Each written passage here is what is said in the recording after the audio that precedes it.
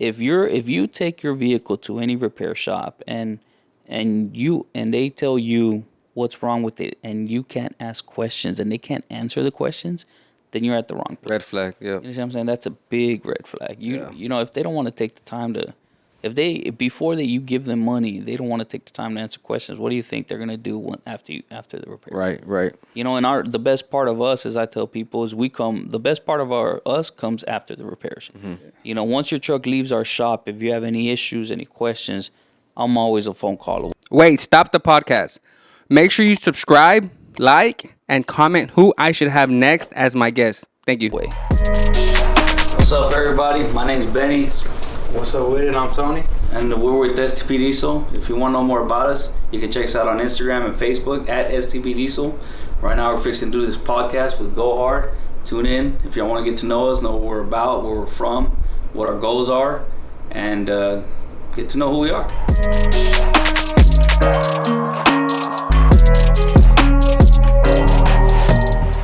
Welcome back to Go Hard Podcast. Man, we have a very special guest here today. Another guest for y'all. Something different on the podcast. It's not your gas guzzlers. You might have seen him on TikTok. Might have seen him on Instagram. Let's give it up for STP Diesel. So, man, what brings you on the podcast? Well, we were reached out by you. Really? He would say go hard, but... By Go Hard. And I was kind of surprised, you know, that we were reached out by, and, you know, it was kind of surreal. And, you know, you never realize the outreach that Instagram and social media can have for somebody. And, you know, we just wanted to come on board and tell our story and inspire people that have the same dreams that we may have, you know. I mean, no, we're not trying to say that.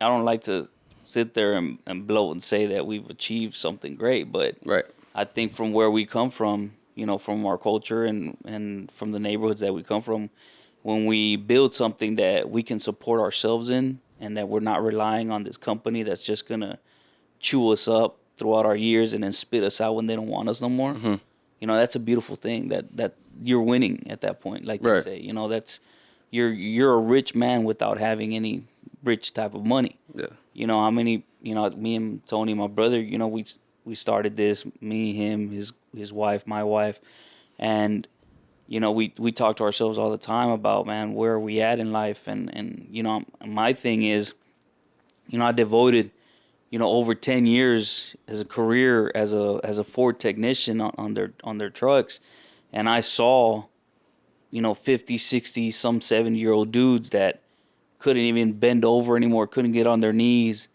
and they just couldn't do it, and these dealerships will just spit them out, bring in new blood that can move faster. Yeah. You know, and they'd get a fucking barbecue.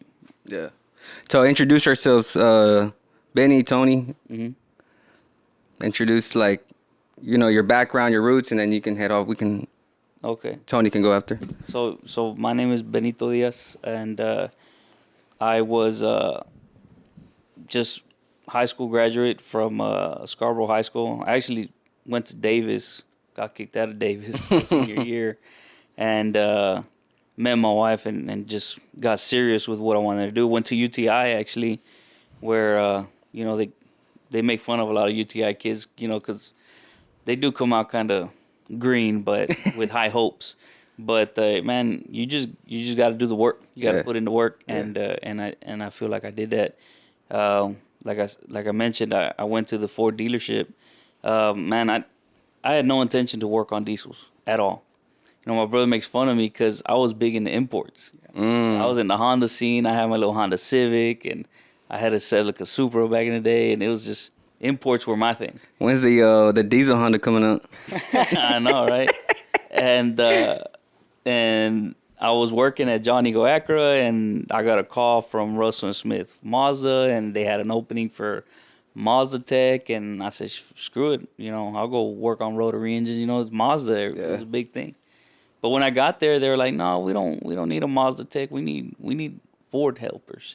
And at UTI, I actually went through a Ford program where I got certified in Ford diesels, the Power Strokes, and they were like, look, you got the certification, you want to be a helper. Yeah. And at the time, man, like I said, working at the dealership was like this big fucking thing. Like, I'm sorry, this big thing. Yeah. You know, like you worked at a dealership, you know what I'm saying? And I took it and I ran with it and was there for about 10 years until, well, I worked at 2 different ones, but after so much time, I said, man, screw this. Like, I'm tired of doing it for somebody else. Yeah. You know, if I'm going to break my back, if I'm going to grow old, I want to do it for myself. Yeah. You know, and we just had a crazy idea with my brother and my dad, and we're like, hey, you know, if you're not happy with what you're doing, then, you know, it's time to do something about it. You know, just screw it. You know, and I had the support of my family, my wife, and we both did. You know. Yeah. And we found a little spot off of Shepherd, and it's wild thinking back about it now. Yeah, yeah. You know, We'll get into it. What about Tony? Pretty much, I mean, I never had a real job, a real job. I think when I was 16 years old, I had a job at like Office Max, man, but I was kind of born into this. You did have a real job. For like 2 or 3 months, getting $5 an hour, bro. Like, I was like, nah. So then at the time, you know, I was 14, 15 years old. I didn't like the idea of having a job, so I started cutting hair. And then being in high school, cutting hair, I mean, you take off pretty quick. Yeah. You get a lot of clientele. You start making some real money.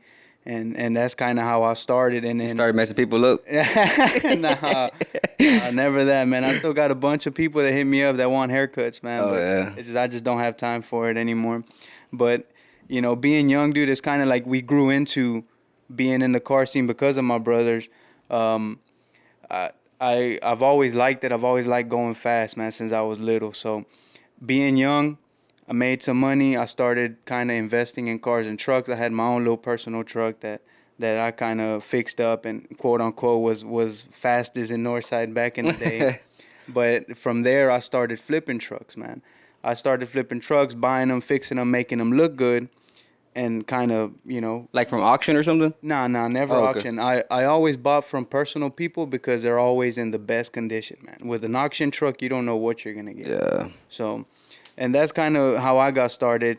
And then back in 2014, my brother had the idea of opening up a diesel specialized shop, and I attached to it. I'm like, hell yeah, let's do it. I didn't know a thing about diesel trucks. Yeah. But I'm willing. I got the hustle mentality. We can do this, you know.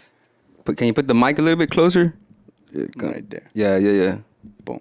We Yeah. good? So we talked a little bit about it earlier, but touch on the when you were in Northside racing. Yeah, man. Because I feel like, because I we were talking about it. I come from that time, you know. Yeah. So just elaborate more. Yeah, no. So I had a '01 single cab Chevy step side. It was one of them deep blue trucks. I had it dropped. I had it on some little 17s on it. Back in the day, it was like you'd be bored at the house and be like, oh, man, let's go creep down Irvington, see who we could find and go race, or go creep down Hardy. Yeah. Let's go find some runs, you know. It was a little 5.3, long tube headers. It had a cam in it, but it wasn't like a choppy cam. It was a LS6 cam. Back in the day, we used to call it the little ghost cam or whatever. Yeah, ghost. You know, so I had LS6 cam with the little springs, and I had a little 100 shot of nitrous on that thing. But everything was nice and hidden, so when I would race people, you know, I would surprise, you know, a lot of folks, man. But that little truck really is what got everything started. It got me into the whole, because I was huge on Chevys back in the day. Because back in the day, it's not like today where you got Coyotes and you got Hellcats, all the faster stuff. Yeah. Back then, them little 5.3s were the thing to go to. Hell yeah. You know, and it was back then when people were barely starting to do 6.0 swaps. So it's like only the dudes with money had the 6.0s. Yeah. But that was the day, man. Back in the day, almost with no worries. That little 5.3, I think got it. Yeah. Like I was always surprised because I was one of the ones that always worked on it too. Yeah. And I'm like, man, Tony, what the fuck? And I'm sorry, what the hell, Tony? And, No, we got a crazy story, dude. He installed somebody installed my nitrous kit at the we dealer did he was nitrous working at the on. dealership, yeah. And they're like, hey, take it easy, you know. Man, I came out that feeder road, bro, hit nitrous, dog, transmission gone, dog. Right out the back. But you had it on the button. On the button? Yeah, Oh, always damn. had it on the button, dude. Yeah. I just like having control of the nitrous versus the foot The pedal. pedal, you know? yeah. But it is. Who tuned it? File tuned it But out of the valley. So there wasn't that much tuners back then, right? Nah. And if there was, it was like slim to none. Like Yeah, I think back then I want to say Flacco was Yeah. pretty popular at the time when I think he was kind of like in his prime in tuning back then. I know he's super popular now, but he kind of went through I would want to say like a gap era where he kind of went MIA for a little bit. Yeah, I see. But back then everybody wanted to get tuned by Flacco, and then us being from Houston, we were like, well, we heard of this guy named Fio, and I heard about him through my guy Resendo. Resendo's now tuning, RM tuning. Right. And he's like, hey, dude, this guy comes from the valley once every 2-3 months. We got to get a bunch of trucks lined up for him to tune. But the dude was a beast, man, and he left that truck running right. And back then, if you were tuned by Fio, people would be like, oh man, that little truck quick or whatever. Hey, and they didn't have no dyno tunes back then. No either. dyno tune. They had Everything just on the street, bro. Street, but I think they started introducing the O2 when the wideband. The wideband, yeah. So I didn't get wideband tuned or anything. And I remember back in the day too, the tow haul wasn't as popular. Yeah. We were one of the few dudes that had that tow haul. You hit that tow haul and then it's just like, let's go, dog. Put them RPMs up high and hit it, dog. Let's go. Man, you taking me back. Yeah. Like I was saying earlier, that's crazy, man. That's real crazy. Yeah. You remember that dude with the black? He had like SS clone with billets. It was Lalo. I think it was Lalo's family member. Well, Lalo had one. He had like a 408. Yeah, Lalo had a SS clone. I ended up buying that truck from him. The black one? The black one, yeah. And I threw some billets on it, some 22s. I think they were billet specialties. I did a couple little nicks. I added a wing, painted some emblems, and then I ended up flipping that truck. I don't know what happened to it. I think some kid in Baytown, has it deserted somewhere. But I ended up having that truck, dude, and it was one of the cleanest trucks I've ever had. But, that was when I was in the game of flipping. So it wasn't anything that I could keep personal because at the time, it's like you can't afford to keep it. Yeah. You got to flip it so you could keep making money, Yeah. And then, but do you remember talking about that truck, that black one? It was like a SS clone kit, and then it had like, it was a 408 stroker. Yeah, I think you're talking about Oraldo's. Oraldo, yeah. Yeah, so. His was clean, bro. Yeah, so another thing, Oraldo was ahead of the game back in the day. He had that, I think it was a SS clone, like you're saying, and he had a 6.0 with a supercharger back then, dude. And it's like, back then, it's like, oh shit, a supercharger? Like, who's got money for a supercharger? He was ahead of the game for real. Yeah, he was always ahead of the game, man. And he had the, the twisted billets. Yeah. The twisted ones. Yeah. And then they were deep dish in the back. He was, that truck was clean, bro. Yeah. I mean, now it'd be like, Yeah, now as you see them everywhere. Yeah. Which they're still clean, they're still badass trucks, but it's just, you see them everywhere. Yeah. Nice. So that's where you come from, your background in the trucks and everything. Yes, sir. Nice. And the trucks changed my life, dog. Yeah. Hey, talk about, so I got a couple of questions for you, Benny. You think UTI is like a good school to start off at? I do. I'm a strong believer in UTI. I'm a strong believer at any school that's willing to teach you the theory of operation of how something works. Like a trade school? Yeah. Okay. Anything you do, anything that you have to put your hands on, you got to know how it works. And I think the misconception or the biggest flaw of UTI is that they hype these kids up to think that they're going to be super techs when they walk out. Right? Like I walked out green, but I knew how stuff worked. That's all you need to know. You need to know the theory of it, because if once you figure out how something works, you can figure out how to fix it. Yeah. And then you got to and then comes experience. I started at the dealership, bro, $8 an hour. Damn, as a helper. Yeah. And then they bumped me up to 10 after a while. And I was at 10 working on these trucks for about 2 years. What year was that? That was like in 05, 06. Oh, wow. Okay. That was good money back then, too. Yeah. I was still living with my dad, thank goodness, So I wanted it, but I really didn't need the money. I knew that I had to invest in myself. Yeah. You know what I'm saying? Like, and and that's the other thing is people don't believe in investing in themselves. Put it a little bit closer, my bad. They want to get paid out that first year, that first week. And it doesn't work that way. Yeah. One thing is these kids need to realize they come out of UTI, they don't have any tools, they don't have any experience, they don't have nothing to offer. whoever hires them on is making an investment in them. Yeah. And they don't see it that way. They think that they come out like they got something to offer. You don't have anything to offer. If you got somebody that's willing to say, look, I'm going to invest time and money because I'm paying you, and then I'm going to teach you some knowledge. What more could you want? You have somebody that's willing to offer you. And then they say, well, you know what? I'm only going to pay you $10 an hour, $12 an hour. And then they're like, no, this and this mechanic shop or this trailer place is going to pay me $15, $20. Well, yeah, but in 5 years, you're still going to be fixing trailers. And tools ain't cheap. Yeah. Exactly. And they Tools ain't cheap, nobody invests in themselves like anymore. specialty tools, yeah. So I think if you're willing to go to any trade school and you're willing to learn the theory of operation, just come out with the mindset that you have to invest in yourself. You know what I'm saying? You got to willing to take the pay cut, put in the time. Yeah. Don't get abused, you know what I'm saying? But willing to take the time, it's you got to invest in yourself. And I think that's where people they don't want to do that anymore. Kids don't want to invest anymore in themselves. They want that money, that bag that they call it. They want it right there. Yeah. Like, nah, man, like you invest in yourself, it'll come. If you do a good job and you're honest and you're hardworking, everything falls into place for you. Yeah. There's no doubt about it. But yes, I'm a big believer in UTI. I love UTI. We actually work with a lot of UTI campus. Well, the UTI campus here. Yeah. We know a couple teachers there. We've hired a lot of UTI graduates. They come to us. We train them. We teach them. Somebody trained me, right? No, and they didn't have to, and they did. So I believe that I owe it to the next person. So a lot of shops that I hear of, they complain about, I don't want to hire UTI grads or graduate because I'm gonna train them and then they're just gonna leave. Well, dude, that's the way it works. That's life. Yep. You know what I'm saying? I'll keep them. Keep coming.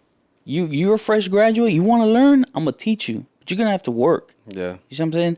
And then when you're ready to, what's that? What shops? About what? Like that you said. I'm messing with you. Trying to get me in trouble. I see that. Hey, I love being in trouble. The worst thing you can do for yourself is to let me know that I got into your nerves, I got into your feelings. Oh man, I'm gonna get you. But I can't do that right now. So there are shops. Yeah. You know what I'm saying? And some that I know of, some that I don't. In the diesel world, we're a part of a kind of a private network, right? Well, it's specialized. Anything specialized, you're part of a certain network, and through social media, we keep up with them. And I see Facebook a lot, where a lot of guys, a lot of owners come, and they're good owners. I don't know if they think that they're entitled to where it's like, well, I'm gonna invest in you. You got to stay with me forever. Nah, man. Like, I have kids that come to us, and I'll teach them for a year, and then something else opens up for them. Yeah. By all means, go and come out and bring on the next guy up. That's always my mentality, is next man up. And it's crazy. So yeah, if you want to learn, you want to work hard, come to us. I'll teach you. I'll teach you what you need to know. Yeah. But you got to earn it. So talk about the what do you do at STP Diesel, and then what do you do at STP? I mean, you look like the mechanic. Obviously, right? You've been 10 years. We actually have like an assembly line, is what I like to call it. Okay. It's a chain of orders. So I talk a lot of mess about dealerships because I've seen what they can do. They can ruin somebody's career, but I learned a lot. Yeah. I truly did learn a lot. I worked at 2 different ones, and I worked at a couple. I worked at a crane and rigging place that I was just fed up with the dealership life. I just wanted to get paid hourly. And that's another thing is that I'm not an hourly type of guy. So working at the dealerships, you get paid what's called flag hour. Right. You get paid for what you do. Every job pays you a certain amount. Right. It's a game. You got to learn how to play that game. And especially with warranty. So explain flag hour. So I know what it is, but to them that don't. So flag hour, let's say on a truck, you need a water pump on a truck. Yeah. Every truck is going to pay you different on how much that water pump pay. It may pay you half an hour, 2 hours, 3 hours. It just depends. And it's up to you to learn how to do the job right, do it over and over and over, and then learn how to beat that time. Yep. You see what I'm saying? And that's flag hour. Now, there are some books that'll tell you, like All Data and Mitchell, that say, oh, it's only going to pay this much. Man, I don't believe in that. If Mitchell, all data, the way that they get their numbers, it's a losing battle. It's not true, because most of them are working on trucks that's probably, they have all the tools in front of them. The truck is already in the bay, and then it doesn't include the test drive and then retesting it, everything. Right. So it's just simple, boom, on. And damn, sometimes we've seen pictures where the trucks are almost all torn apart, and all they're doing is unbolting the part and bolting the new one in. Yeah. You know what I'm saying? So I don't go based off of that. I think I go based off of my experience as to what I know it's going to take for us to change out that part, retest it properly, road test it properly, and get the truck ready to go. All of that goes into the way that I put my labor. But yeah, so certain parts pay you a certain amount of time. That's what you get paid. And then whatever your hourly rate is, if you're at $20, $25, $30 an hour, that's how much you get paid. Now, that could be a good thing, because you can work on 5, 6, 7, 10 trucks in a week and make 50 hours, and you only put 40, 30 hours in that work week. You just cashed out that extra money. Now, there's no overtime, because it's all commission. And then sometimes you work in a 40-hour week and you walk out with 20 hours, Yeah. It's the way that it works. But that's pretty much what flag hour is and how that works. Explain like the operation. They're like, what do you do at STP Diesel, and when he does STP Diesel? So what I've learned working at different places is kind of like old man Henry Ford did, an assembly line. And that's the way that I like to run our business. Speaking with, there's a lot of trial and error. We're not perfect, and we're not to this day. Every day we learn. We're always making adjustments. But customer comes in, we write them up, we talk about their concerns, and then we put them in our system, right? We put them in our system, and then Tony will draw the job. He's now the lead diagnosing guy. If you bring your truck to us, chances are I'm probably not going to look at it to diagnose. More than likely, it's going to be him. Unless he's having trouble with one, or there's an electrical issue, because some of these trucks are pretty complicated. Yeah. Especially when they come from other shops. Oh, yeah. Oh, yeah. So sometimes he's too backed up, and then I got to step in. So we look at them, and then once we look at them, we do what's called a multi-point inspection, and that's complimentary. We do that on any truck unless the customer says, don't worry about that. But we'll check the brakes, we'll check the suspension, we'll check for any other leaks, coolant, oil. We'll get a fuel sample. Fuel quality is probably the worst, the leading cause of failure for these trucks is fuel contamination. So we get a fuel quality, check the fuel filters, and then we kind of just inspect the truck, just kind of see what the condition of the truck is. A lot of times, just by doing that inspection report, we can diagnose the truck. I call it preliminary inspection. Right. That sometimes you can get to the root cause. Because sometimes you'll have a lack of power concern. And even before we get to actually hooking up the scanner and going to go drive it and hooking up all our test ports on there, just by doing a multi-point, we'll find that the fuel filter is completely clogged. Never been changed. And you're losing fuel pressure, and that's what's causing the lock. Right. So a lot of times that can help us do that. So we do the multi-point, and then we do the diagnostics, and then Tony or I will call the customer and explain to them what we found. We tell them, hey, look, sir, you brought it in for this concern. This is what we found. This is what we recommend. And then we send that through our system. We can send that multi-point report to the customer through text or email. And when they open up the link, it shows a bunch of pictures, videos, a story of everything is detailed and lined up. Take a look if you like, man. That's an example of our multi-point. example of our multi-point right there. So everything we see, you see. Oh, that's awesome, videos. Man. So you know what this is, right? What's that? This is A1 customer service. Oh yeah, absolutely. That system also it changed how we do business. Yeah, and I got tired of people's, because I hear it too. When a customer comes in, oh, they're trying to sell me this, and that, and a lot of times, the shop is right. The shop is correct for trying to sell them that to the customer. But they're doing a poor job at showing them, at transferring that information. They're leaving doubt. Right. And that's what we try to do. We try to take doubt out of that equation. So by providing pictures and videos, the customer knows. Now, I'm a two-start type of guy. You'll never hear me say, that's going to fix your truck. And does that make me a bad technician? I don't know. But it's just the way that I do things. I always say to start with, this is what we found. 1 + 1 equals 2. If I have a code for this and I run the test based on the code and I have my results, I gather all that information and I make my conclusion. I say, this is what I recommend based on what I'm seeing. Right. Because a lot of these trucks, man, they come in for a certain symptom, but they have a lot of stuff around it. I call it the tip of the iceberg effect. Right. Like the tip of, you only see the iceberg over the water, but underneath the water, it's so massive. Yeah. So we throw out our recommendations. From then, it goes to our front office. We have an advisor there, one advisor. Well, there's me and the other guy, because I work the office now. We put the estimate together. We have through that same system, we start gathering up all our parts prices, put the estimate together, and then we send it over to the customer. Then once the customer sees it, just the way that is right there, they're able to see every part number, every part description. Sometimes we have customers come in and they'll bring us, oh, they're charging me for this, but I don't know what they're charging me for. So I'm like, well, if you don't know what they're charging you for, what are you doing? You know, so Yeah. Or they're telling me that I need an injector, and injectors, man. There's so many companies out there building injectors, and they're high, and then they ain't cheap, and they're trash. A lot of them are trash, and you know they're not good quality. So they'll put injector, but they won't put a part number or the brand of it, any of that. Oh, so that like leave them clueless, kind of. Exactly. So you don't know where that injector is coming from. Yeah. You see what I'm saying? We'll give you a part number, a Ford part number, or a Chevy, or a Dodge, or a Bosch, whatever. Because we're direct dealers, we don't have to buy from dealerships. We can buy direct from Bosch or whoever, and which is pretty much who makes all the fuel systems for these trucks. But we'll give you that part number. Now, a lot of times that screws us over because customers will Google that part number and say, well, I can get it cheaper online.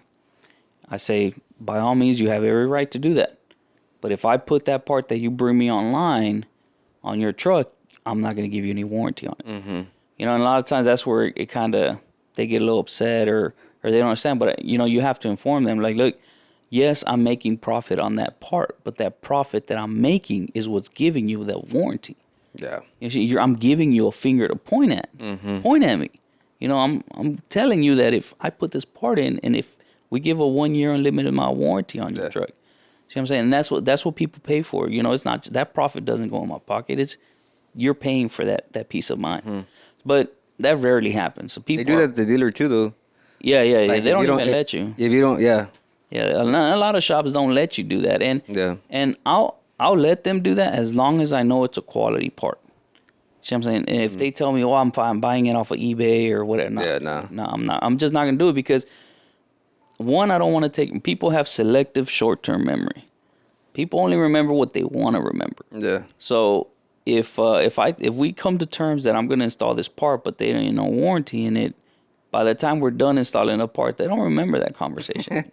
So I try to eliminate You're not trying that. to hear it, You know what I'm saying? I'm just trying to eliminate that by just not doing it. Yeah. So then once we get done putting the estimate together, then it gets assigned to our mechanics. We typically keep about 3 to 4, sometimes 5 mechanics on hand. We have 2 shops. We have in one lot, we have 2 different buildings. The main building, which is building number 1, we do all of our alignments, suspension, brakes, maintenance, light duty stuff. So and we have 2 mechanics in that building. So if the job is a light duty job, like a water pump, injectors, turbo, whatever the case, it stays in that building. Got you. It gets assigned to them, and then the technicians through that link, through that program, through the system, they're able to see every job that's assigned to them, and they're able to see whether the parts are here yet, if they're on order. So every morning we have a meeting, and everybody follows up on where they're at with every job. Building number 2 we call our heavy line. Heavy line is motor pools, big jobs that are going to be there week, 2 weeks, whatever the case. Performance. Yeah. So stuff that's just more time consuming. Yeah. The other shop has to be in and out. Yeah. Building number 2, it's fine. We know that it's going to be there a while. So let me ask you this: the in and out jobs, those are your cash flow jobs?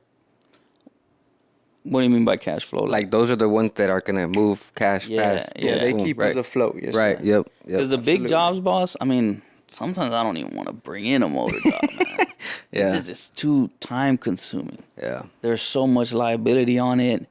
It's just and you know, it comes with the territory. You know, you have to take the good with the bad, but you know, those engine jobs sometimes are there for 3, 4, 5 weeks sometimes, and we have multiple going at one time. Yeah. You know, and then, you know, it never fails that something happens and we have to go back into it or whatnot. You know, things happen, and we're fine. We're willing to. We do the work. We honor what we do, but you know, it's time, and time is money sometimes. Yeah. So a lot of times we got so much big engine work that it's like, man. And I'm saying I'd rather, and then I see the shop number 1, and it's just in and out, in and out, in and out. Everything's just flowing, flowing. And it's I like that better. Yeah. You know, and I talk to a lot of other shop owners, and they're like, yeah, man, like, you know, big engine work is just, it's a lot more consuming. Right. And it consumes time. What about, so you're co-owner? You're both co-owners? So we're pretty much partners. So Okay, partners. I don't really, and I don't think we've ever really sat down and put a title to ourselves. Right. We've always hit the ground I running. want to put a title just for the podcast, so when somebody sees the podcast, they're like, oh, okay, well, they're the owners of STP. Yeah, Diesel. you can say Benito's the owner, I'm co-owner, you know. Okay. Yeah, what he says goes. If like I'll say something sometimes, and he's like, dude, you need to shut up. And touching on that, it's a good subject to touch on because we've never gotten greedy with each other. We've never said, oh, you're the owner. No, I'm the, like that. We respect both of our parts. We both got a part to play, and that's how it's got to go. Yeah. You know, and a lot of shops and a lot of businesses, a lot of people that go in a business with somebody else, within 2-3 years, they're broken apart. And what breaks them apart? The money.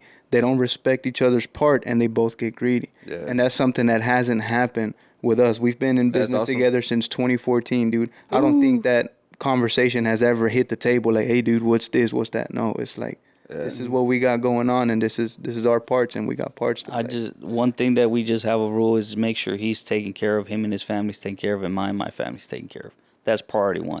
Yeah. So that's really it. We just sit down and we make sure, are you good? Are you taking care of? Sometimes we're at shows and people come to me like I'm the main head honcho. Sometimes they go up to him and it's like there's no jealousy. That's cool, Yeah, you know? yeah. Like It that's don't bother me tight, one you know. bit. You know, and then, you know, going back to the Chevy world that you were talking about that he was a part of, he's brought a lot to the table with that because nobody knew who the hell I was. Yeah. You know, my head was in trucks fixing them and building my little family, and he's out there screwing around in the streets and racing, and a lot of his friends are our customers now. Yeah. You know, they look at him and say, hey, I need to bring a truck to you or whatnot. Yeah. And so he brings all of that flow with us, you know, and then I bring everything else, and we just kind of make it work. But yeah, I mean, we're just both owners of it.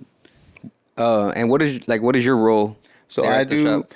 So back when we first started, so since I had the quote unquote hustle mentality, we threw me in the office. Mm-hmm. I was a little bit clueless on the trucks because at the time I didn't work on them and I was still learning on them. Mm-hmm. But I started off in the office and then quickly I went outside to working on the trucks with my brother physically. I would say that was the best thing that happened, dude. As soon as I got to know these trucks and these motors and how they work and what to do to them to get them right or make them faster or whatever the case is when pretty much it just lit up a light bulb. Like, damn. Game changer. Yeah, exactly. So I kind of liked fixing and figuring out the problems of the trucks better than actually being in the office. Something that we can both say is being in the office and dealing with people is we both have lost some hair, you know what I'm saying? It's difficult, you know, you got to have a certain type of skin to be able to manage people pretty much, manage customers. But what I do now is, thanks to my brother, everything that I've learned, I'm now diagnosing. So everything that comes in goes through me, almost every single truck. Unless it's like a little coolant leak or a little oil leak that our techs can take a look at. You know, sometimes we hand them some diags as well. But I pretty much bring them in, diagnose them, figure out what's going on. Like I showed you earlier, we fill out that multi-point. Anything else that we find besides what's wrong with the truck, then we make them recommendations. And not only that, but let's say I find like brakes are low. Even though you don't want to do them now, there's a seed planted in your head now, like, damn, I got to get my brakes done. Yeah. So a month, 2 months down the line, we're getting a phone call like, hey, can you guys make me an appointment for a brake job or whatever the case is? But at the same time of diagnosing, you also got to keep your people skills up top, because when I make them phone calls to the customers, my grammar's got to be on point and I got to be able to explain myself. So it's kind of having an education, like, graduating high school, it helps. You know what I'm saying? Talking to people, diagnosing the truck. A lot of techs aren't people. They just can't talk to That's people. true. And when you're able to do both, I mean, you could do anything. You can man. kill it, yeah. Yeah. Any like school behind your background? No school, Diesel? man. My school was being next to this man right here. Do you think it's like, how do you see like someone with 2 years, or how long were you in UTA? I think it's like a year. Okay, so from like a year of school and then without a year of school, is it a difference? Is it more like, do you see like difference in how they perform? Yes, only again because of the theory and operation. Like the kids that come out of UTI compared to kids that we've hired off the street, they're clueless on a wiring diagram, or they're clueless on the 4 cycles of an engine. The compression, Schematics and stuff. Yeah. So they don't have that. So I have to go further back. And when somebody already has it, people are repetitive learners. They hear it more and more and more, and they learn it. They don't very rarely do you hear it once and you got it. Yeah. So when a kid comes out of school and then they heard it once and it's in there, but it's kind of in the back burner, and then they hear it again, they're like, wait a minute, I remember this. I remember hearing this, now I'm seeing it, and they learn it just that much faster. Yeah. So I think, man, I'm not a big fan of like public schools. I think there's a big corruption there, but I think that schools is a tool. Everything in life is a tool. If you learn how to use it to your advantage, it's gonna help you. Right. So even like social media, a tool. People hate on it all the time. It's a tool. If you let the tool work you're gonna get tired of it and you're gonna hate it. Right. That's But so if true. you learn how to work that tool, it's a tool and it's free. It's for now. It's free. Yeah, for now. But yeah, it's pretty cool. So talk about, I know you said about dealerships, right? Mm-hmm. Talk about like, are they still the same now with technicians, or like is it totally different ball game since when you left, or how was that? So for a long time there, man, I think private independent shops had a big upper hand because, a lot of manufacturers, man, they learned that there's a lot of independents in the world, a lot of independent shops. So they said, you know what? Forget about our technicians. Let's start selling parts to these owners, to these independent shops. Okay. Right? So it felt for a long time like a lot of the technicians were put on back burners. Like hardly ever, when you hear a dealership commercial, when you see one, what is the number one thing they try to sell you? Cars, right? Cars. They don't ever sell you service. Yeah. They'll leave that for the end of the commercial. Yeah. They don't ever tell you, bring us your truck or your car, let us fix it. They don't sell service. They sell cars, right? So that, I think, has been the biggest downfall because they don't advertise it. They don't try to sell service. So a lot of independents, man, they came up, and then the manufacturers are like, you know what? Since we can't sell service, let's sell parts. So they put these programs out that are very beneficial to a lot of independents, that they give them rebates and whatnot. So they started selling a lot of parts to private companies, and they were able, because they were getting such better deals, they were getting more work, and dealerships not selling service, a lot of those mechanics said, forget the dealership, I'm going to the independents. Got you. So a lot of dealerships started losing technicians, and they were all ending up in independents or doing what we did, open up on their own, But now, I think ever since COVID, or, toward the end of COVID, a lot of dealerships kind of said, you know what, let's start investing in technicians because we don't have any anymore. What do they pay now?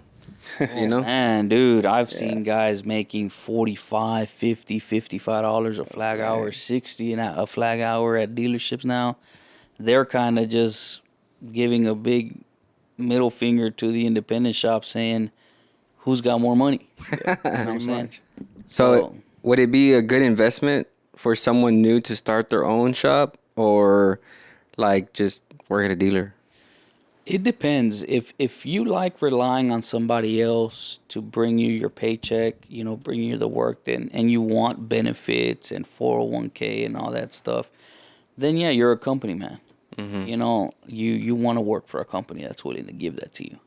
But if you're a hustler and you don't care about that, you want to rely on yourself, then you got it in you. You know what I'm saying? I would say either go to an independent that can feed you and that's willing to, that both of you can learn off of, you know what I'm saying? Or, yeah, do it on your own. You know, but man, there's a right way to do things and then there's a wrong way to do it. Yeah. You know, and I've seen, even at that, man, the times have really changed. Yeah. You know, like when we went on my own, when we went on our own, I said, that was in 13, 14, right? Yeah, in 14, Okay. dude, nobody knew who we were.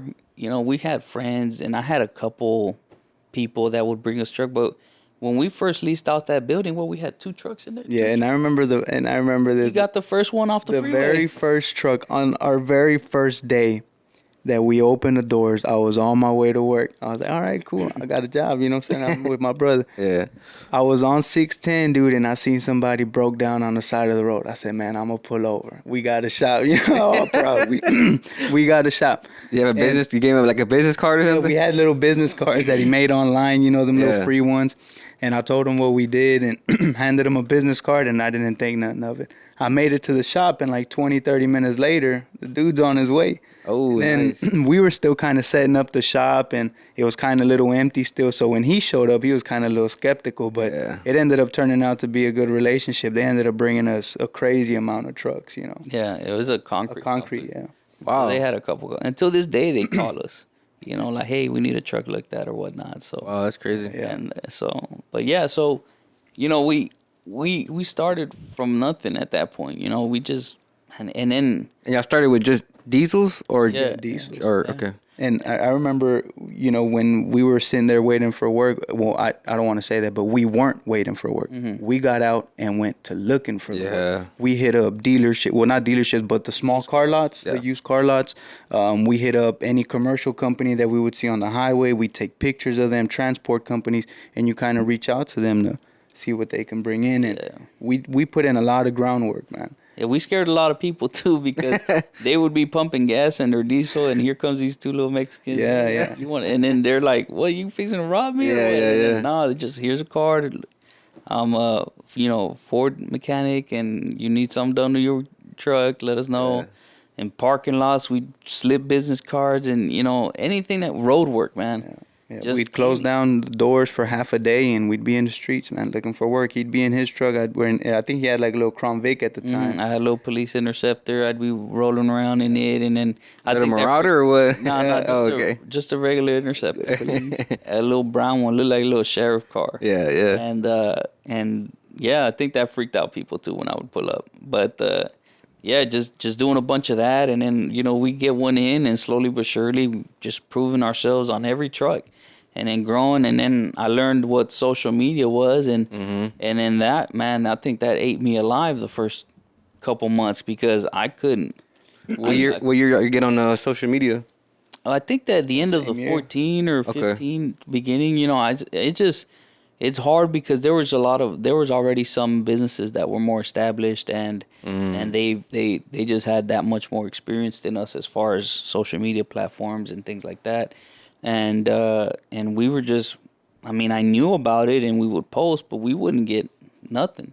Yeah. And a lot of people, it would get like a little like disheartening. You're like, man, like what the hell? But I think it's repetitiveness. I think that we never quit on it. We just kept pushing content, and then slowly but surely people just started seeing who we were, and then just started picking up, and a lot of back and forth, a lot of trial and error on there, but that mentality of dude, I didn't have a job. Like, I quit the dealership. I put my 2 weeks notice. And then as soon as I found that place and as soon as I put equipment in it, I literally, I told my manager I'm done such date, and that was all. I put everything out at the edge of that cliff, and I jumped. Yeah. You know, and a lot of guys. They didn't try to offer you more money to stay. Nah, The dealership was ready to kick you out. Yeah, they were ready to live. Nah, they did, but they knew what they saw it in me. Like it was coming already. Yeah. And then a lot of times the manager was a real POS. I think this guy will be back. You know, that was it. Dude, I walked into a fleet company one time, and I told them who we were, and I don't want to say the name. They're pretty known, but the guy offered me a job. Yeah, I'm like, dude, I'm here to tell you that I want to service your trucks. Yeah. You know, bring them to my shop, and he offered me a job to work for him. Are you talking about a fleet company, like as far as like international or something like that? No, they got like hundreds or probably thousands of trucks, right? Yeah. And they service forklifts and things like that. Okay, got you. I got you. And so they ended up bringing us a lot of work too for a long time. But then they started selling all the old trucks and started buying new ones, so they were under warranty. But yeah, he was impressed with us, but he was like, well, why don't you come work for me? And like, what the hell, dude? Are you serious? Yeah. Hey, you know, I'm surprised that this is off topic, but I'm surprised Rosendo and Lalo didn't start a diesel, like, because you know they've been in international. Yeah, they worked in international for a long time. Yeah. They took care of him at the little, I think he worked on like buses and stuff like that, and they took care of him for a long time. Man. Yeah. When he would try to leave, they would just, hey, you know, give him a little raise. But, you know, he's got his own shop now. You know, he's working on, you know, what we started off with, all them Chevys and tuning them. So, and actually Lalo's working with him now. Yeah, I heard that. Yeah. Nice. But you know, that mentality isn't there anymore. When you say, I'm gonna go off on my own and I'm gonna work. You know, a lot of these kids now that I see are kind of fishing off of where they're working at now. Mm-hmm. Like there's a lot of kids that are working at a certain shop, and that shop is popular, or that shop, it's a great shop, and they'll just sit there and start kind of like going under the owner, like, hey, you know, passing cards to the clients, or saying, hey, this is who I am, I'm back here working on your truck, kind of deal. I heard about that. Yeah. And then after a while, I call them sugar daddies. They find an investor that's willing to keep them alive, and they hop into that. And then now with social media, you know, they start sucking ass to these Facebook groups to say, hey man, like, throw my company name out there. I'll pay you so much. I'll pay you this. I'll pay you that.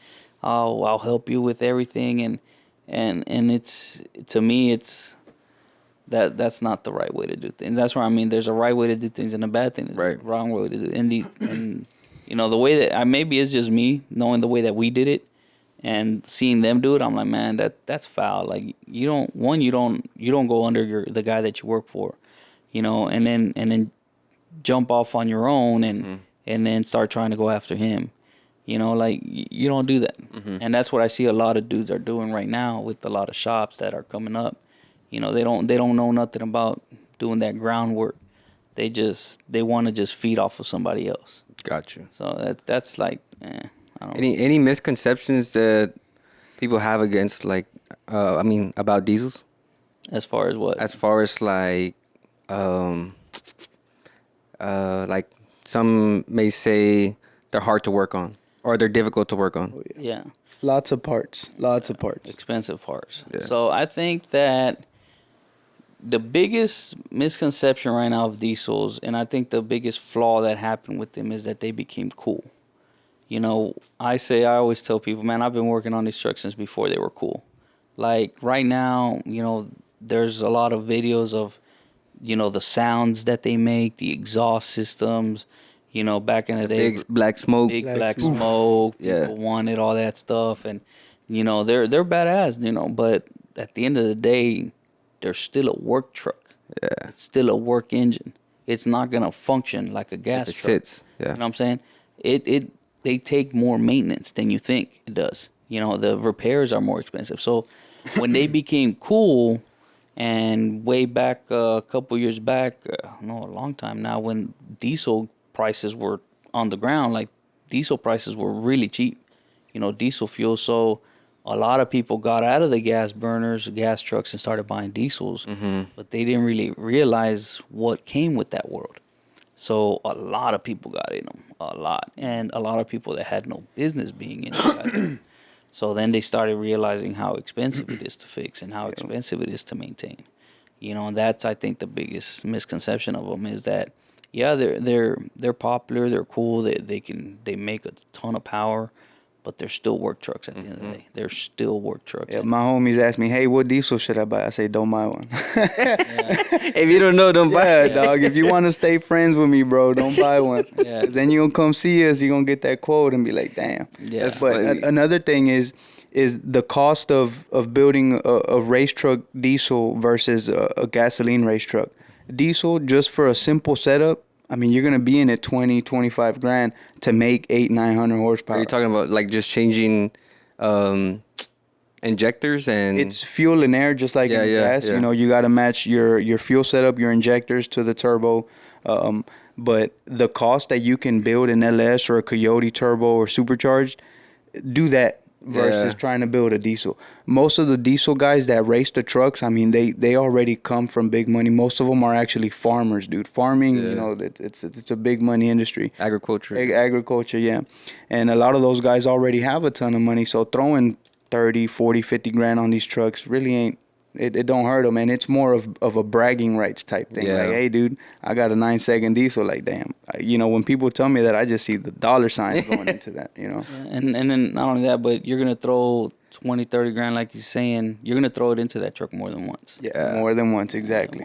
So that's the other thing, too, is that if that truck isn't making anything for you, then you have no business being it. Now, unless you got the money for it. If you got the money for it, do what you need to do. But like me, I wouldn't own one if I didn't own a diesel shop. Yeah. Like, I would not want anything to do with it. But because my diesels make us money and promote us, that's why we have it. Like, we have our little... It makes sense. Yeah. We have our little 6.0 single cab. Tony ended up buying that one from the Valley. And we've just been... I think that was our big trial and error truck when it came down to making power on them, because... We would do a certain turbo, a certain injector, certain things to them, and it would work. Yeah. And then other times we'd go backwards. We were running backwards, not making power. We're like, what the hell? So a lot of back and forth, learning on our own, reaching out for advice with different shop owners and people that have built them before. And there's a lot of love in that community too. It's not all bad. You just got to know who to talk to, who to mess with, like anything else. But, a lot of people are always willing to help and kind of show you certain things. And now, I mean, that thing is A1. Like, for what we do with it, it's a street truck. It's got AC, power steering assist. It's got everything you need to drive that thing comfortably.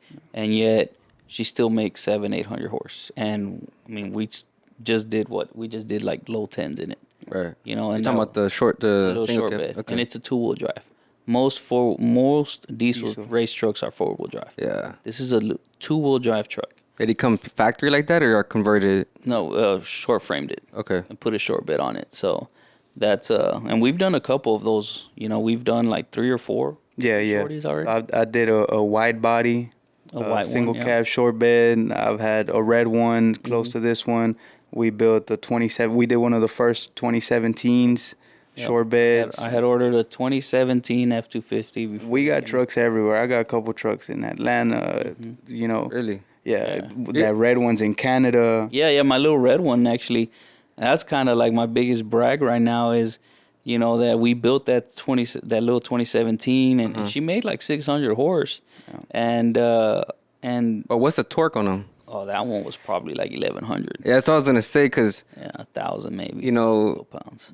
People hear and they're like 600. They're like, nah, it's not. Yeah, it's not. It's the torque. Yeah. Sit in that thing, and I'll tell you what's. It's the torque that changes the whole dynamic of the truck. Like our little shorty, that one makes 800 on nitrous, but she's like at 1,300 foot-pounds of torque. Yeah, close to the 14. Yeah, she's big. All-wheel drive. No, that's the two-wheel Two-wheel drive too? Two-wheel drive, Okay. yeah. Okay. The other 17 was also two-wheel drive. That one made 600, like right over 1,000 foot-pounds of torque. And then Why is that? Sorry to cut you off, but why is that? It's just why so much torque and less horsepower? just the way the block is made. Okay. So how many? You familiar with the Chevys, right? Yeah. At what RPM do you start feeling power? Yeah, 6,500. All right. 7. Well, Never diesels see go that in a to diesel. 4? diesels start making power at 2,000 RPM. Wow. Yeah. If you're pushing 4,000 RPM in a diesel, you're hitting. You're already over revving. Yeah, though. you're That's what that. Oh, okay.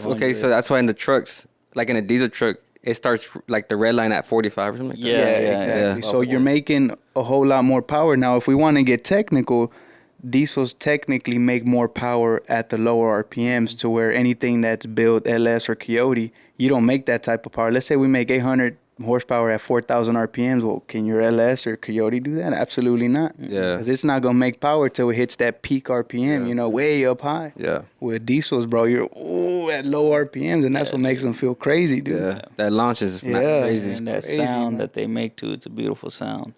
And so yeah, that's the biggest thing with them is that horsepower and that torque range. And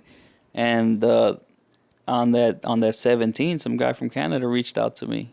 And at first he messaged me and I was like, yeah, whatever. He's like, I'm gonna be in town. I forgot it was spring or something. He's like, I'm gonna be in Vegas and I want to fly out to Houston to look at it. And I was like, sure, whatever, no big deal. And the next thing you know, he shows up. He shows up, we go for a test drive, and he said, all right, how can I pay you? I'm like, what? That boy got paid through PayPal. Yeah, they Really? paid through Yeah. PayPal. It took me like 3 months to get paid because they only like give you a certain amount. Oh. PayPal does, yeah. And then we had to do the calculations. Next 'cause time, say bring cash. Yeah, That's it. right. Just cash only. Yeah, so, but we ended up keeping the truck until all the funds were paid. Not only that, but I had to do some repairs on it. Like, I think the windshield was cracked and certain Small little repairs? things. Yeah, like Yeah. little miscellaneous things that I had to take care of. And it actually stayed at Tony's house until it was ready to go. And they drove it up there. Mm-hmm. So one of his homies came down to the shop, drove it all the way to the border in Canada. Wow. All the way there, and she made it legit. Like, it was good. That's one of the biggest things that I like about the trucks that we build is we don't always You have have a picture of it? Yeah, Are you putting up a picture?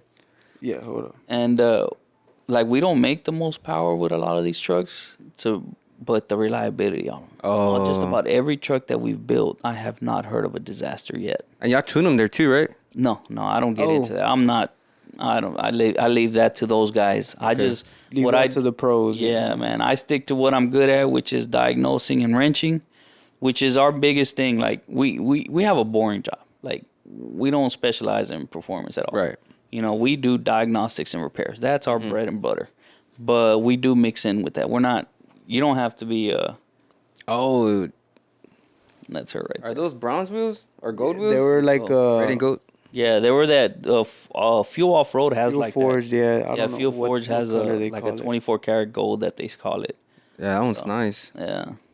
They got like a fat front end, like a big head in the front. Yeah, yeah. Yeah, it looks clean. No, she was a bad girl, man. And we were one of the missed first that truck. ones. It was us and BDS Suspension, Yeah. which BDS is a big company, Yeah, a big yeah, lifting yeah. company. But they and, did a off-road lifted truck. one. They lifted one. It was an orange one. But for us to be right there with them, it's Yeah. like, it's Yeah, kind of that's crazy. nice. Yeah. Yeah. I think today, if we would still have this truck today, I think we would have made the truck a whole lot more popular. Because technically, once it was done, we really didn't hold on to it for that long. We didn't really take it to the track that long. Now, it was still a stock truck. It just had a beefed up turbo, pretty much a modified factory turbo, and that thing was running low 12s. Nice. Yeah. And that's that I ran the low 12 in it, or I think he ran the lowest yeah. time. And it wheel hopped like a son of a gun. And we had to launch at a very low RPM. Low RPM, like yeah. 1,300 RPM or something like that. It was very, very low. So we had to be really smooth off the line, and then we just relied on the top end to make the power. And I think at the time, it was one of the fastest 2017s going down the track because no one was racing 2017. Yeah. We were the only ones doing it. Yeah. And then again, in a two-wheel drive. Yeah. And that's the other thing that's been kicking our butt the most too, is that we're in two-wheel drive trucks, short bed trucks, that when you make that much torque, there's not a whole lot of when you race in something that The weight transfer. it's just we don't have any of that leniency. Like, there's nowhere to transfer. the truck is small. Yeah. And then we're on 2-wheel drive. So if you were 4-wheel, man, you'd be kicking butt. But we're doing it on a 2-wheel drive truck. And You ever twist, like, you ever have anything twist on you? Yeah, right now our little shorty, those leaf springs in the back are They're toasted. Really? Yeah, we messed those up already. Like now we wheel hop on that one. Those leaf springs are like S's right now. So she's parked right now. We use her actually to go get parts sometimes. You ever break any tie rods? No, Like launching? Oh, okay. No. It's 2-wheel drive. 2-wheel drive in the Okay. back, so we don't. That's a Chevy thing, though. Yeah, it's a Oh, Chevy. yeah. So on the Fords, even on the 4-wheel drive, they have a solid axle. They got a full diff up front. Yeah. So you don't really go through axles. Well, some of those guys, the big power guys, they'll shear the teeth off of the axles in the front. So and even in the back, but there's upgrades. Why do the Chevys break the tie rods? I think it's just the 4-wheel drive system. They're running off of the The rack? the rack, I guess, and they have little ass axles coming out. Like, come on, dude, you got 800, 900 foot-pounds of torque. It's gonna bend them and break But them. there's companies that make beefed up. Yeah, beefed up. Yeah. Yeah, like Aftermarket ones. In the diesel world, you have Kryptonite that makes some amazing products, and they hold up pretty well. So there's upgrades for everything on that part. So I got to ask you, Dodge, Ford, or Chevy diesel engine? Ford, all the way. Why Ford? Man, it's just I'm just biased. It's made my career. It's helped me do what I do. But if Not a Cummins? no, man, I'm not a Cummins fan. Still. I, I'm I have sorry. a Cummins right now, and I think I'd still choose a Don't Ford crucify over it. me, but You know, let me tell you Not a what. Duramax? Nah, hell nah. Ford. What about for you, me, Tony? I kind of don't like The them, Ford? man. Yeah, Ford is the way to go. Not only that, but because of what we done with the Shorty, it's an eye opener. It's like people think that it's a fully built truck, dude. It's not. Yeah. We just put the right turbo combined with the right sized injectors, and with a little bit of driver mod and some nitrous, the truck has went down. Nice. Our Shorty's got like a little bit over 300,000 miles, bro. I make fun of Cummins owners, customers and stuff. I said, and because Cummins is a great motor. Yeah. But it's a solid platform. It's amazing, but they put it in Dodges. You know what I'm saying it's like Dodges. The electrical system on a Dodge is crazy. The suspension, the ride quality is trash. Yeah. Sorry, and if I'm being honest, and Ford suspension is just everything on a Ford is just at another level. But I tell people, all the Cummins owners are ex-Ford owners. Now, Ford had they had a spew of just bad luck. For whatever the reason, their motors were just not coming out that good. The 6-liter that we're talking about, the 6.0 Power Stroke, it's got a lot of issues with it. But the worst thing about a 6.0 is having the wrong mechanic work on it. When people ask me, man, what's the worst thing about a 6-liter, man? Having the bad dude work on it, dude. That is the worst thing you can do. Yeah. And in the 6.4s, that was after the 6-liters, that was supposed to be the salvation. That was supposed to bring back all the customers, right? Mm-hmm. All the clientels. And it did, but then those started breaking down. Now, the 6.4 was one of the first times that Ford came out with the direct fuel injection, right? With the high-pressure fuel system. Mm-hmm. And, man, they had issues, right? And there were a lot of issues. And again, you start mixing in people trying to bandage them and things like that. They only get worse. But Ford really came back hard with the 6.7 Power Stroke. Right. So if you're asking me which one would I take, I would take a 6.7 Power Stroke all day long. Yeah. F250 over anything. One, And what year is that? that's from 2011 to today. Okay. Now, the 11s through 14, those had like a weaker turbo and things. They were just kind of trying things out. Now they're a lot beefed up. They're a lot better. Mm-hmm. But reason why I say, in all seriousness, why I would pick a Ford. One, a Ford parts are readily available. Ford is probably the ones that have the least items on back order. Got you. And then 2, the cost of repair is probably the lowest on a Ford than on the others. And then 3, the suspension. Nothing rides like a Ford. And so I think you start kind of putting everything together, and overall, I like the Ford better. Now, Dodge has been making a huge comeback with their new Rams. Big time. Mm-hmm. I've even thought about getting in one for a while. But Because they're nice. That big old screen looks nice. They have The been center one. Yeah. They've been making a comeback, man. Ram is right there. The Dodge has been making a comeback with everything though, not just diesels. They're TRX is nice. Yeah, Man. TRX. I told him. I told him. I like, man, we need to shop TRX. Man. Yeah, I know, right? What do you think about the single cab TRX? You seen it? Yeah. I seen Nico's, and then that other dude. I think Chewy. Yeah. I think he's still working on his. So. Yeah, no, it's a good thing. I haven't seen it personally. I mean, I'd love to see what it feels like in there. We've done a couple. We've experimented already with a couple of Hellcats ourselves. Yeah. So I have a Trackhawk, and we kind of already developed a good combination to make safe power. Mm-hmm. Like we did our spec'd out injectors, and then a pulley to match. And in my SUV, my wife drives it, and that bitch does 1050s. And the quarter mile, you're talking about a SUV, dude. Yeah, grocery getter. Yeah, dude. And it's like we already did some testing, and we know what setups depending on how aggressive you want to get. So it's a platform that we're attacking as well. Nico, Nice. if he's watching this, man, bring us that single cab. The guy from Extreme, I think his name is Edgar. Bring that on, man. We'll do some things to it, dude. You know?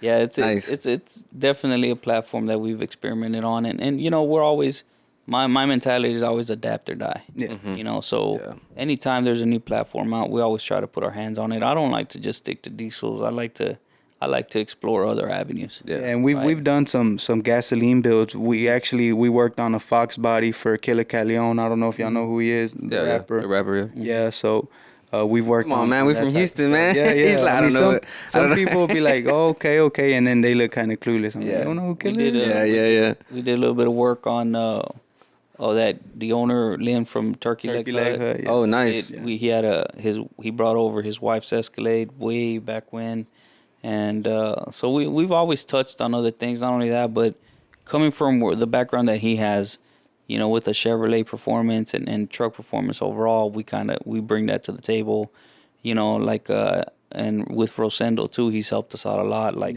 all the GM modifications that we've done, he's the one that tunes everything.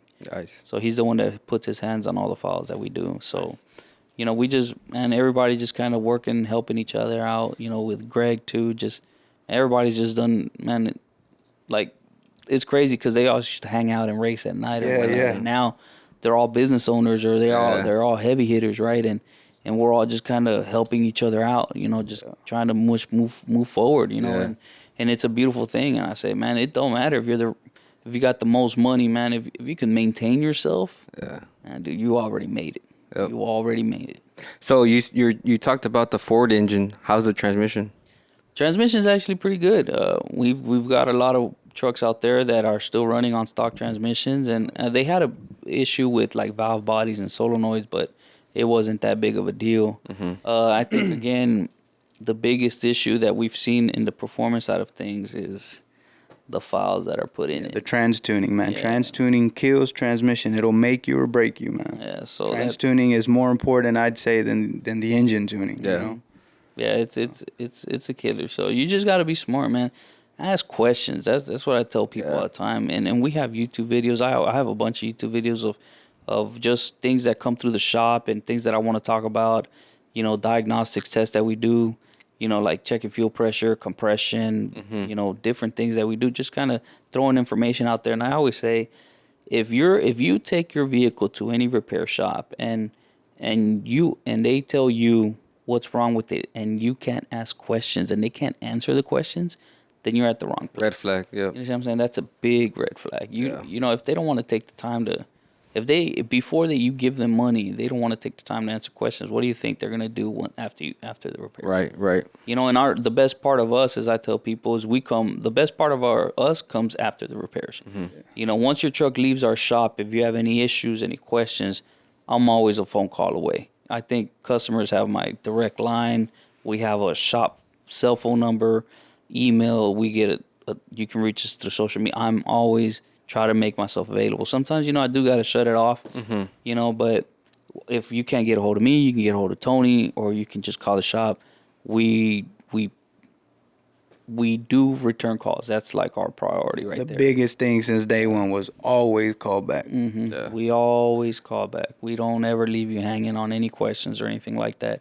You may not like it. Now, here's the other thing, too, is because people try to take advantage of that is I'm always willing to help you. Yeah. But I'm not going to do it for you. Yeah. See what I'm saying? So if... Explain that, like elaborate more. All right, so we have that gets me in trouble when I say that I'm always willing to help. So I do have people that call us from our YouTube videos, and they're like, hey, I'm from such part of the country. I'm having problems with this truck, especially other mechanics. Those are kind of treat more bad because They should know. they should know, and if Yeah. they don't know, they shouldn't be touching it. Right. So, but when it's a customer, they're like, hey, I'm having this, and that. I'm like, okay, so what I recommend, based on what you're telling me, I recommend you running these tests. And they're like, well, how do I do that? I'm like, okay, you need to stop right there, and you need to take it to somebody that knows how to do this. Because you're about to mess something up. Exactly. And that's what I'm saying is I'm not going to do it for you, boss. Yeah, I'm yeah. going to tell you what to do. I but got you now. You got to take it upon yourself to find the right person to do this Right. for you. If you don't know, then leave it alone. If you want to learn, cool, but I'm not there with you to show you how to do it. And it goes for mechanic shops too. And then they get mad at me because, like me, don't ever tell me that you've done everything to a truck and it ain't right. Because if you've done everything, it would be right. So they're like, oh, I've done everything and this and that. Okay, have you ran this test? Oh, yeah. Did it pass? Oh, yeah. What were your results? Oh, I don't know. Yeah. I'm like, man, get out of here, man. You don't. Yeah. Nah, man. And I think touching on that is, we get phone calls where people say that on the compression test, well, hey, this shop just did a compression test and they said it's bad. And then he'll say, well, what were you reading? I don't know. Then how do you know They're not telling me the numbers. I'm like, then how do they do it? Yeah. Then how do you know that they did it? How do you know these What cylinder is bad? Yeah, exactly. And they don't know. Like, and through our system, we provide those results. You'll have data. a picture of a video of the compression test going up or staying down. Yeah. The more that we can provide to you. Going back to the assembly line that we were talking about, after the technician gets done with the truck, he goes through what we call QC. Quality control? Quality control. We got together and we created a spreadsheet for every mechanic. This is the other reason why we have problems hiring mechanics so every mechanic at our shop they have a quality control sheet that they have to fill out. They have to check off the exit mileage. So they have to drive these trucks 50 to 100 miles. We don't release them less than that.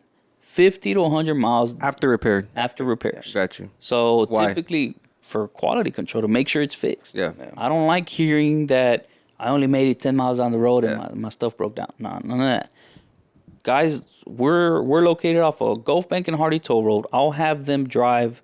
If it's just there for a cooling leak, small repair, they'll take it to the Beltway Feeder Road, 59, either back to Little York and then do a big circle, or they take it all the way down to 610 and come back up, party again. But that also, when you drive it for 100 miles or whatnot, that also, like if there's something really wrong, it'll flag like, okay, this is what's wrong. And we got to go That's back why, into it. yeah. Not only that, but if there's something else that comes up, then we get to pick it up. We pick up on it before the customer does, because one saying that I learned from him is if it's gonna break down, we rather break down on us than on the customer.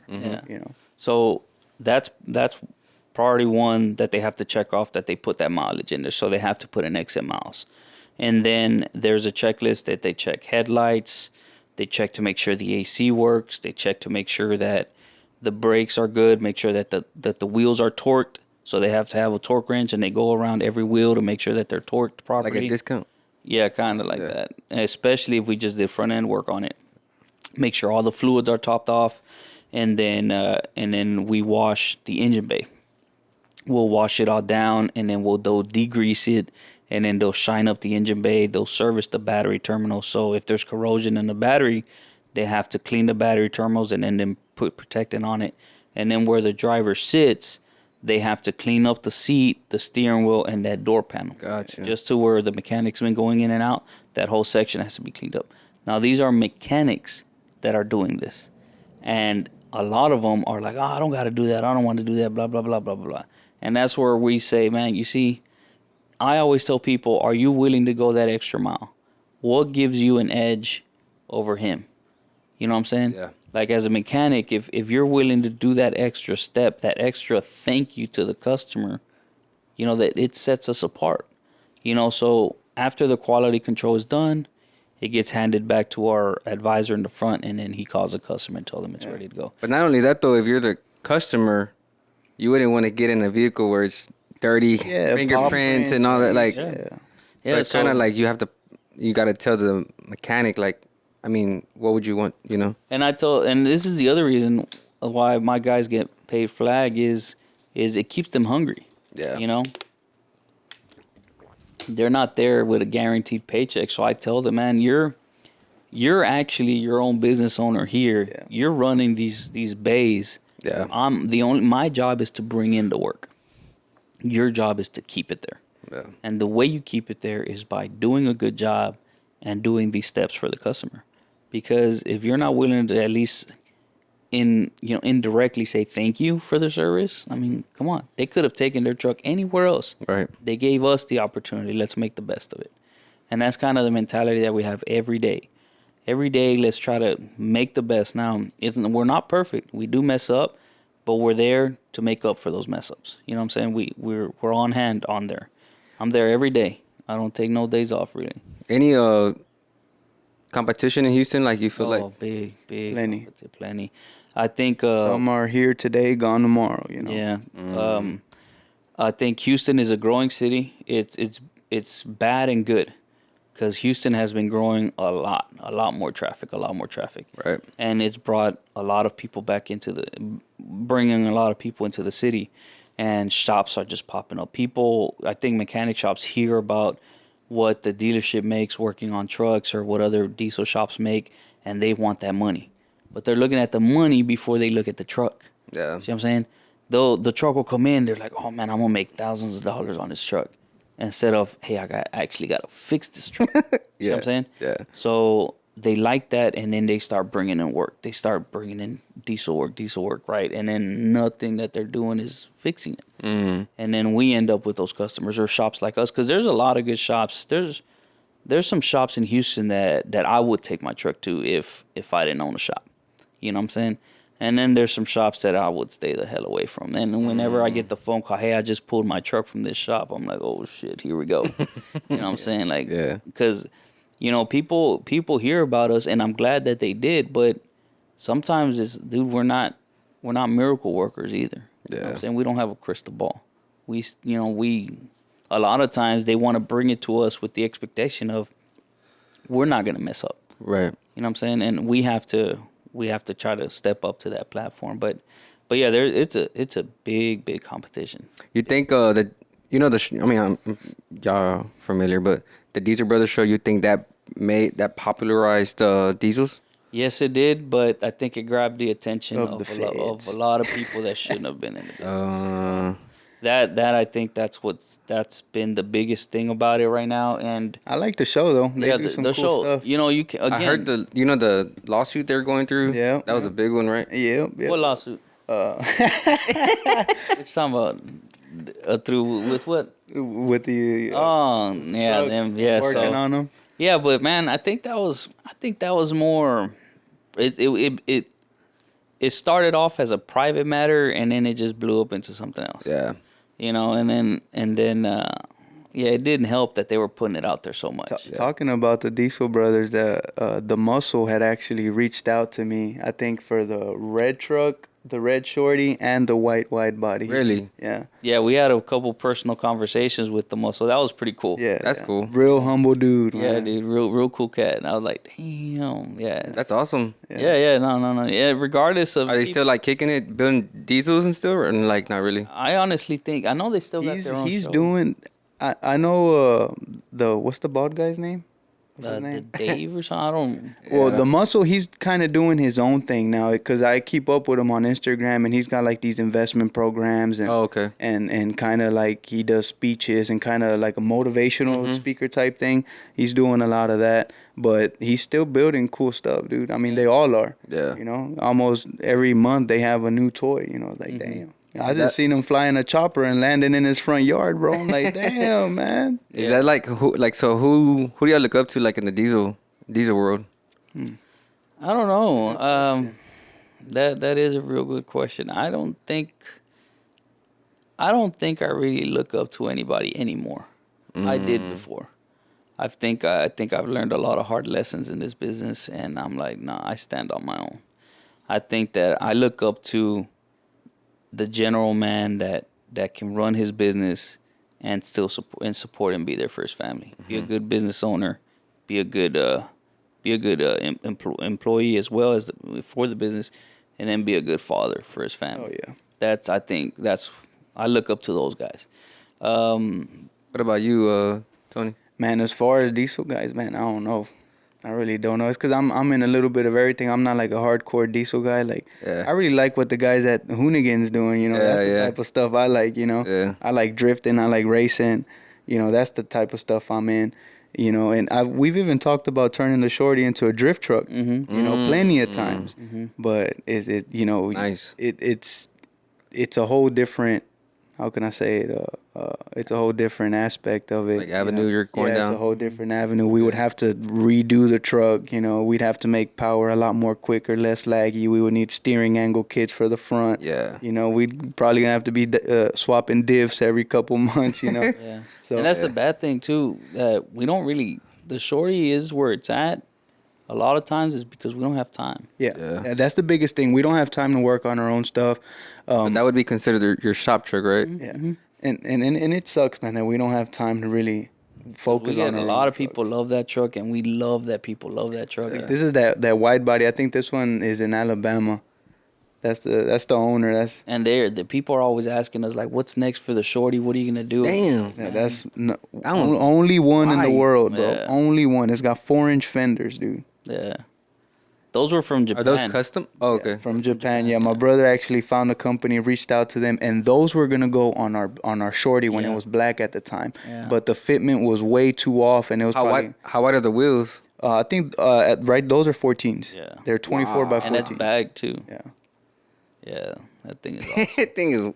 Yeah. Wide. That dude's badass. It makes the wide bodies the Charger and Hellcat. It makes them look like not wide. Yeah, dude.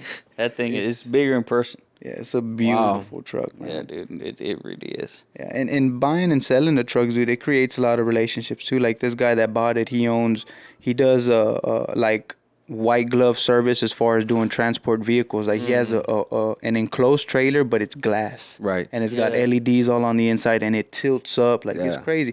But since he bought the truck, it wasn't just he bought it and forgot. No, we still keep in touch. Yeah. Like he just did a bunch of upgrades to it. He just did a bigger turbo, stroked out high pressure fuel pump, and you know he kind of got with us to, hey, what combination can I put together on it? And I believe he already did the work, and right now he's working on trying to get the truck back to us so that we can kind of finalize it for him. Right. But it creates a lot of relationships, man. Talk about the Shorty, like what was done to it. You know, talk about the wrap, wheels. You know, give us like more details about it. So that thing was black for a long time. It was Tony's. Tony's was the owner, right? And then we'd always talked about, well, the shop needs to buy it. The shop wants to buy it. The shop wants to buy it. The shop needs it, right? And but Tony was playing hard to get. And then so you know, going back to in this, I have to touch on this is we're both owners on it, but he still has his own private things that he works on, and then I have my own things that I work on at the shop. So Like your own toys. yeah, like Okay, trucks cars and things. Like okay. some of those trucks, he built them. Yeah. He put the money into them. Right. The shop did all the stuff, all the work, but those are his investments. Still collaboration, Yeah. though, you know. So, and that's very important. You have to learn how to separate yourselves. Yeah. You know. So, so the shop ended up buying the black truck. I think the shop got a pretty good deal on it, and then The sponsorship. yeah, and then we kind of took off with it. I said, okay, I want to paint it that new lead foot gray that the Raptors have, right? So I said, and I want to fix. It had a lot of little knickknacks, right? Nothing for major. like paint and body, nothing major. Yeah. So I said I want to redo it completely. I want to fix the front end on it, the conversion. I want to do the back. I want to redo it, right? Take the rear bumper off and do the flush thing. Roll pan. Roll pan. So, and we spent a lot of money on that body and paint work. And then I get it back, and then Tony says, you know what would look better on that brand new paint job that you pay so much money for? And I'm like, what? If we cover half of the damn truck. Yeah, the wrap. So I'm like, really, dude? I don't know if you've paid attention to it, but it's a half wrap. We got half flat black, and then we got the half gray. Yeah. But what I Who got wrapped out of it, Spectrum. Okay. Yeah, our boy Thomas at Spectrum did it for us. Yeah.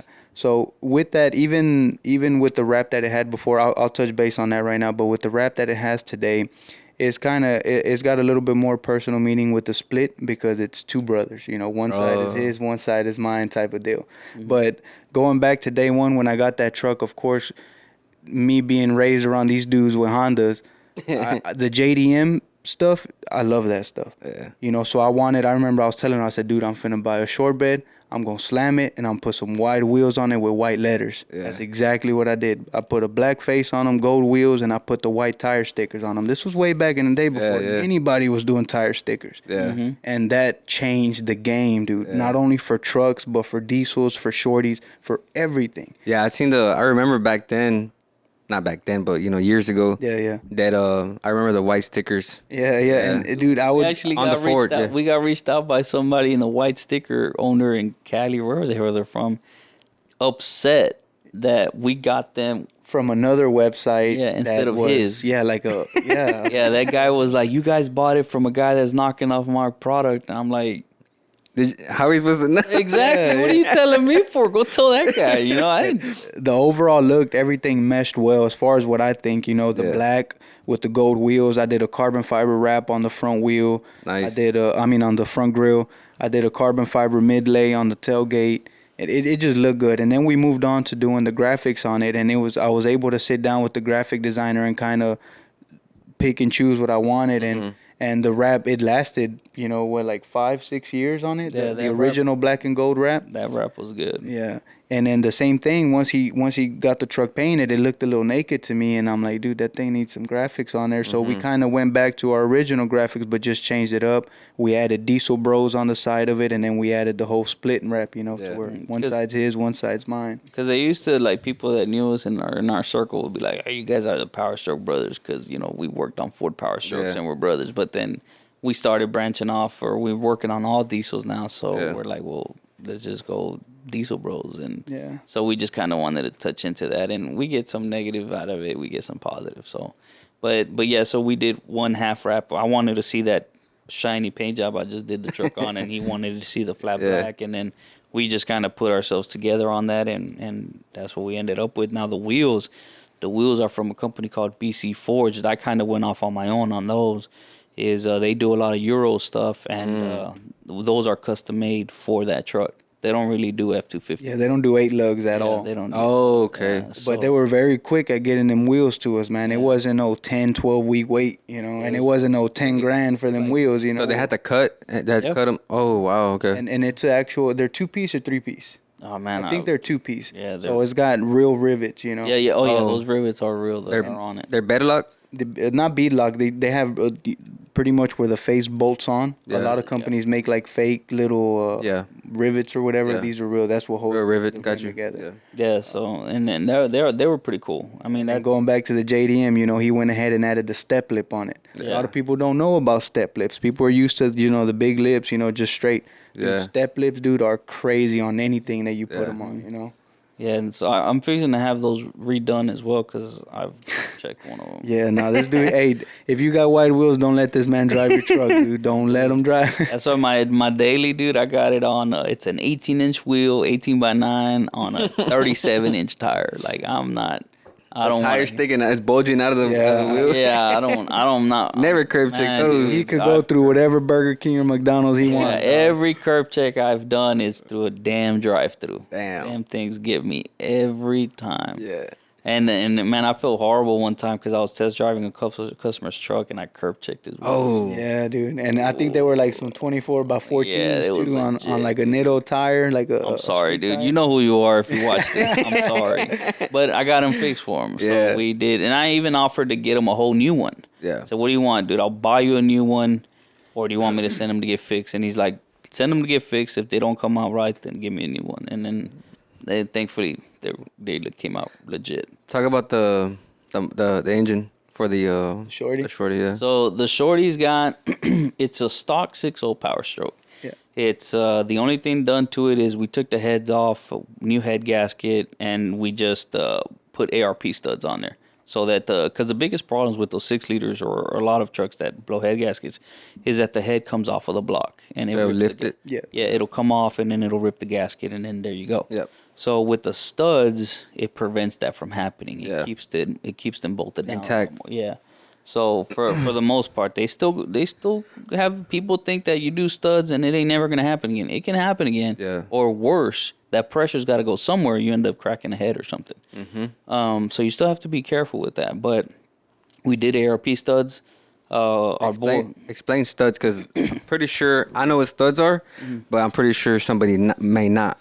So the difference, bolt and studs. All right. So bolts, depending on what bolt you're running, most heads use stretch to yield bolts. It's you got your bolt nut, you got your head, and then you have your stud with your threads, right?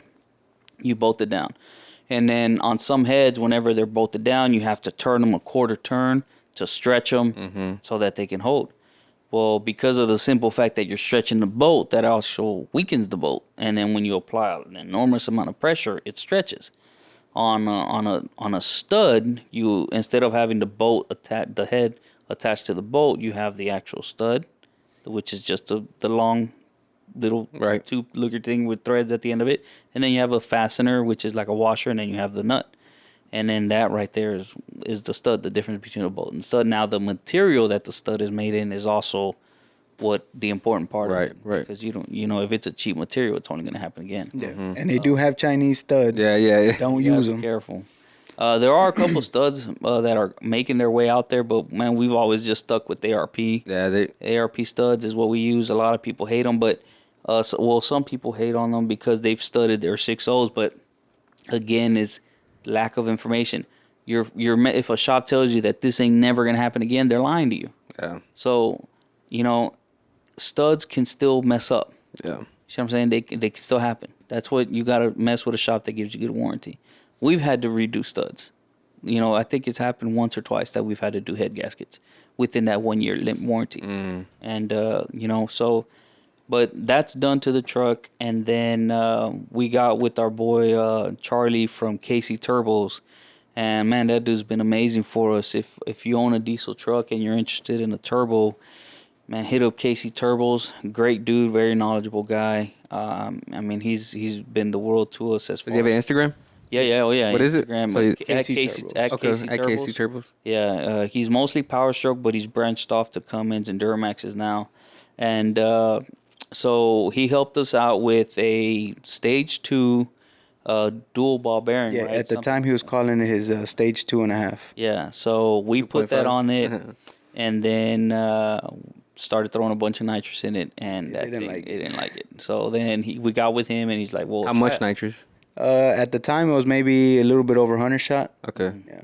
And then he's like, well, try this one out. So he sent us a Stage 3 Whistler. Yeah. I mean, that thing is loud. It sounds like a jet. That thing's annoying. That's what it has now? Yeah. Yeah. To this day, it It's still been has in there that for same turbo. years, and now we're pushing like 250 shot of nitrous. Yeah. Oh, wow. So it's got that. It's got injectors by our guys at in Florida, Holders Diesel Performance. Man, I love them people too. I always like messing with people that are there for me when things break. I tell everybody that calls us or that wants to do business with us is, I don't need you to give me the cheaper price. I don't need you to be more popular on social media. I need you to honor your work because I'm going to honor mine. So Holders, same thing. Whenever we have any issues with anything like that, with any of his injectors, performance, they always come through. See what I'm saying? And they have their own rules. They have their own warranty that they have to follow as well. But in a situation where they're got their hands tied, that's where I come in. Gotcha. Because I'm giving you 1 year unlimited mile warranty. If holders or whoever I'm going to use for whatever reason say, hey, you know what, I'm going to prorate the warranty because of my rules, cool, I get it. I'll cover the other half for the customer. I got you. Rarely happens. Most of the guys that we've dealt with for many years, they know who we are. They know we're not idiots. They know we know what we're doing. So they'll step up to the plate. So holders, it's got his injectors in it. Most of any injector that we do that's modified is through them. Shout out to them as well at Instagram at holders and holders diesel performance. And then so it's running a. I think it's a pretty big injector. It's over 200 cc's. I'm not gonna get to the exact specs, but Yeah. it's over 200 cc's, and it's like the nozzle is like at 100% over. Yeah, but it's still a factory replacement. Mm-hmm. On the bigger race trucks, they got injectors that you call their quote unquote hybrids, but we don't run hybrids. It's not. I want to say it's not at that level yet. Maybe I can say. Well, that. there's guys out there that run those types on smaller builds, but it's just we just like that stuff. Explain a hybrid. So the hybrid is more of a mix between your regular injector to a different type of flow. So it helps the injector flow more. Okay. So some guys like them. I've never experienced a whole lot with hybrids. I've always stuck with this. Yeah. So And then same thing with the turbo. KC, what they do is they take the factory turbo apart. They do their own modifications. I want to say they mill and port the cover housing. Got you. They do their own bearings, their exhaust, and sometimes I'm talking with the owner up there. I'm like, hey, what do you do this? I can't tell you. yeah, he's secretive. But Yeah, which is cool. I was like, look, dude, I don't need to know. I just need to know that it works. Yeah. And you know what I'm saying? So you can take your turbo off your truck, take it to him. He can port it. He actually sells the rebuild kits for you. Yeah, You could go to his website and you could buy your own do-it-at-home kit. Oh, damn. Yeah. Which I don't, unless you know what you're doing. I always prefer to just, dude, you know what? Yeah. The complete, Just buy a new one. And You know then what I'm saying? the other thing, But the thing about it is that when they do it themselves, they break it to take it to you. yeah, Yeah, well, but you see, Nah, I'm messing with you. Well, the theory of that is great, but when they come to me, they're broke. Oh. They wasted all their money on that. Yeah, you know because they what I'm try to broken do it mad. themselves. Yeah. That's the biggest thing Yeah. too. Is hey, my truck's broke down at this other shop. They took thousands of dollars from me, and now it's still broke. And you know what my biggest pet peeve is sometimes, dude? Man, I don't, man. Like in diesel, I mean, in Anywhere, auto, anywhere tech or is I'll get a phone call. We'll get a phone call from a guy or a message.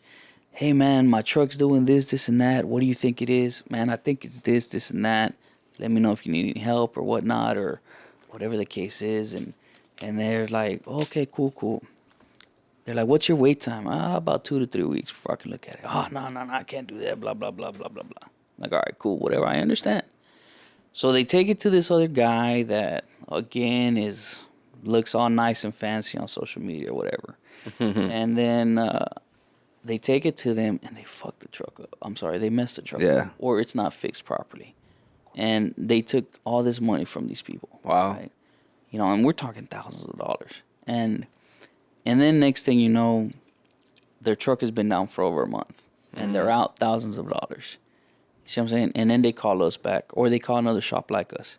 And it's like, dude, if you would have just came to drop it off and left it with us and let us do what we know how to do, you wouldn't be in this hole. Yeah. So now you're calling us, giving us that sobbing story, or other shops giving them that sobbing story. And it's like, dude, why you got to... People are hard-headed. Or it's like, hey, my truck's been parked for 3 months. Okay, well, our wait time's 2, 3. Oh man, well, I don't want to wait. Like, bro, you had your truck parked already for 2, 3 months. Bro, just give us some the people are opportunity. just that, and I think that's what raises the stress level sometimes.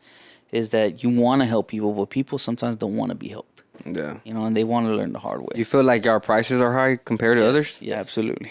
Really? Yeah, I'm first tell you, I'm not the cheapest guy in town, and I'm not trying to make myself sound that type of way or anything, but I've learned that you have to separate yourself. Yeah. You see what I'm saying? And our guys make good money. We were just talking about how dealerships are paying their technicians, right? And I learned that to keep the guys that I have to pay them. I have to pay them, and I have to make sure that they work comfortably. Because if they come to work wanting to work and they know they're going to make money and they're working in a comfortable situation, they're going to put out their best work. Yeah. And unfortunately, I have to raise our prices, which I don't think we're that far off. I talked to other guys in the game, and they're not that far from me. Our labor rate is at $150 an hour. So, I mean, depending on where you're shopping, it's not that bad. Yeah. You know, our parts mark up, 20, 30% on some things. Some things are mapped out to where you can't charge more than others. Like, that's it. If you get caught selling a certain part higher, you get in trouble, or lower, you get in trouble. There's a shop by yours, but it's more like it's not they don't specialize in like y'all specialize in diesels. They specialize just in auto, just mechanical. I'm not sure. Well, there's a lot. No. I'm gonna tell you something. And they charge like $100 an hour. So it's not. I don't think you're like that far off. You know. And I don't think we are either, because there's a lot of general mechanic shops that are at 120, 130. Yeah. Sometimes they're up to 199. Right. It just depends on the area. Yeah, the area. But yeah, like our diagnostic fee is 199, but you only pay that if you choose not to repair. And I did that for a reason. So we all want more business. But at the end of the day, I don't want my time being wasted. Exactly. Because out of 10 dudes that bring me trucks, or 10 people that bring me trucks, 5 or 6 of those guys are really serious about us and trust us and want to give us their business. 4 of them or whatnot are just there to BS. I want to rule out that BS. So you waive the $200 if they fix it. Yeah. Yeah. But a lot of guys, and I've learned this, and this goes out to guys that are starting up shop, is that people think that if you have 20 trucks on the lot, you're making it, right? It's not like that. It's eye candy. So I'd rather have 10 trucks in my lot versus 50, but out of those 10 to 15 in my lot, all of those are paying jobs. See what I'm saying? Right. We're making more off of those than you are out of your 50 trucks in your lot.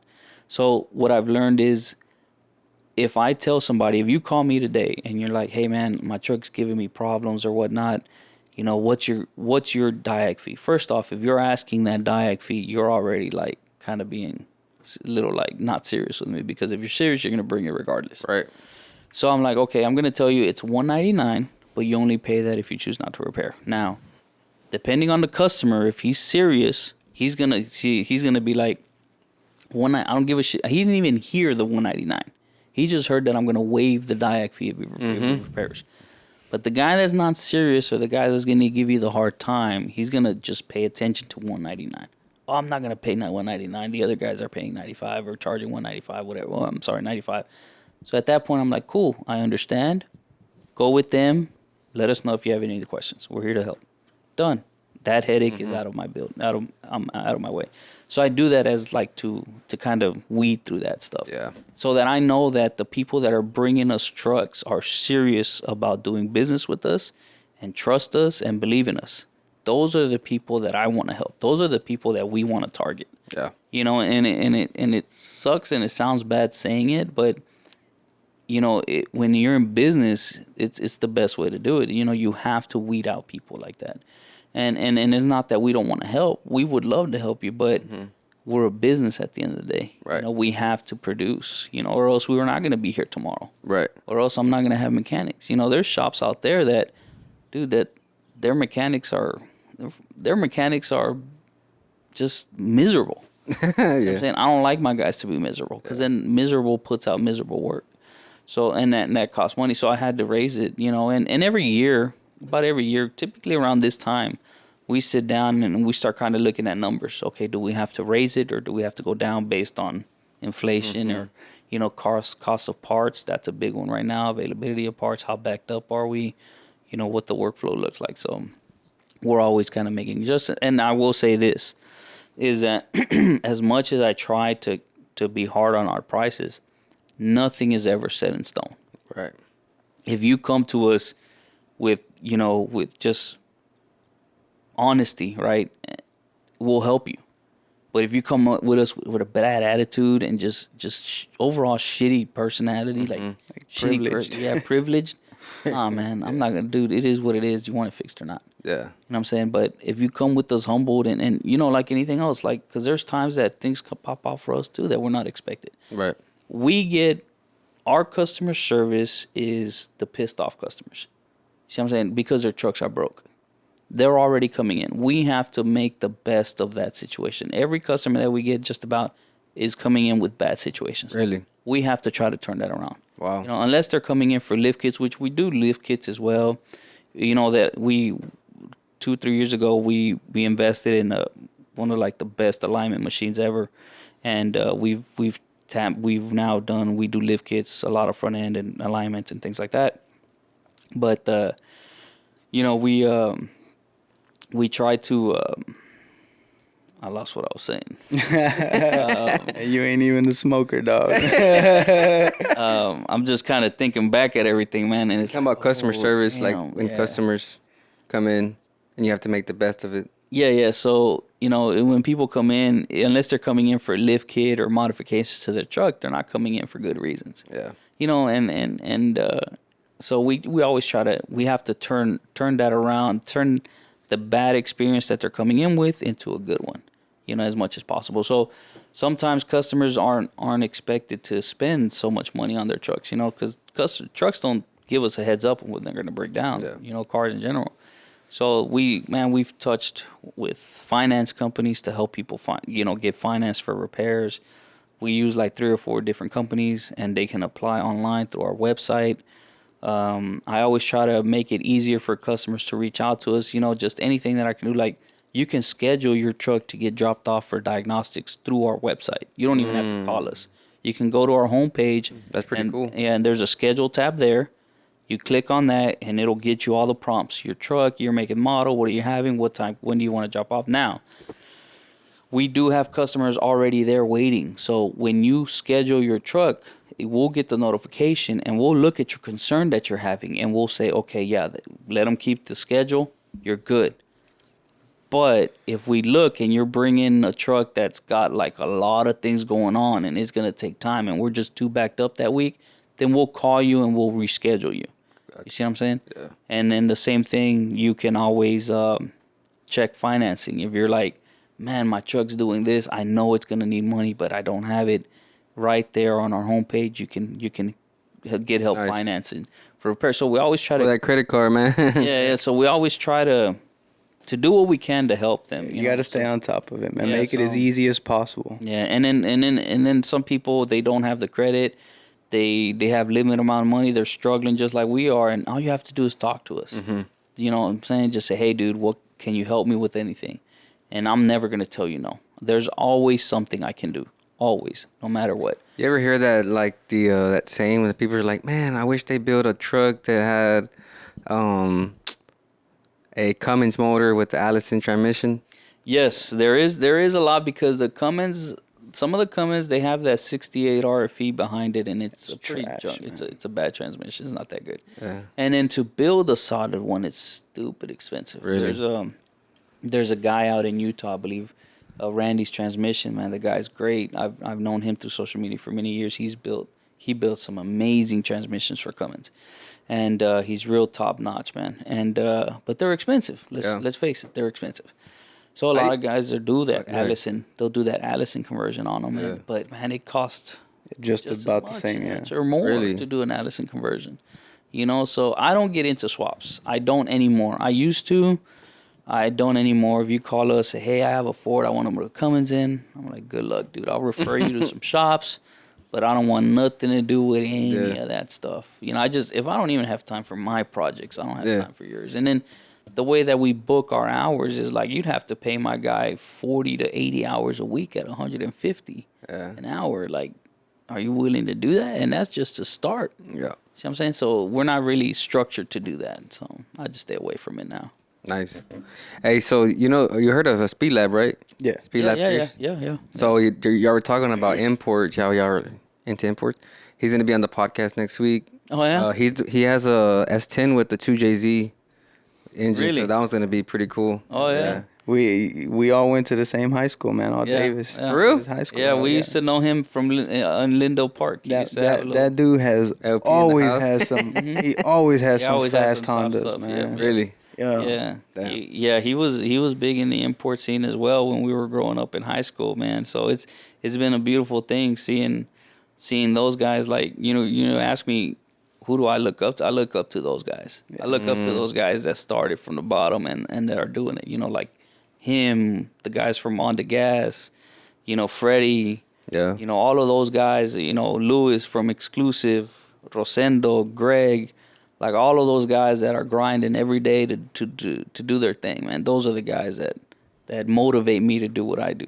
Yeah. You know what I'm saying? It's love like that. That's what motivates me. Right there on Irvington and Barry, the high rollers. Mm-hmm. Yeah. I used to see all of them parked right there. Remember back then, the little Hondas and the Type R's and Acuras. Yeah. My grandpa owned a shop right there on Irvington and Barry. Yeah. That Taller. Right there, yeah. Oh, okay. Yeah. Across El Rancho. Oh, okay. It's like a taco spot now. Yeah, but my grandpa used to own it like back then, and it was called like J&A Tire Service. Okay. Didn't they have a truck club too?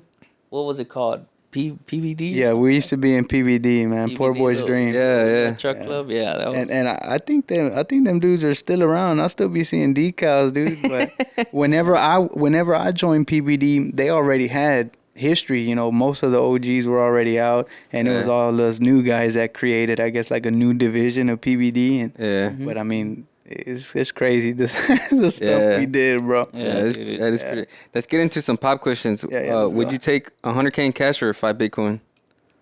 Oh shit. Probably 100K in cash. What's the value of Bitcoin right now? It's like about 28,000. They're almost the same.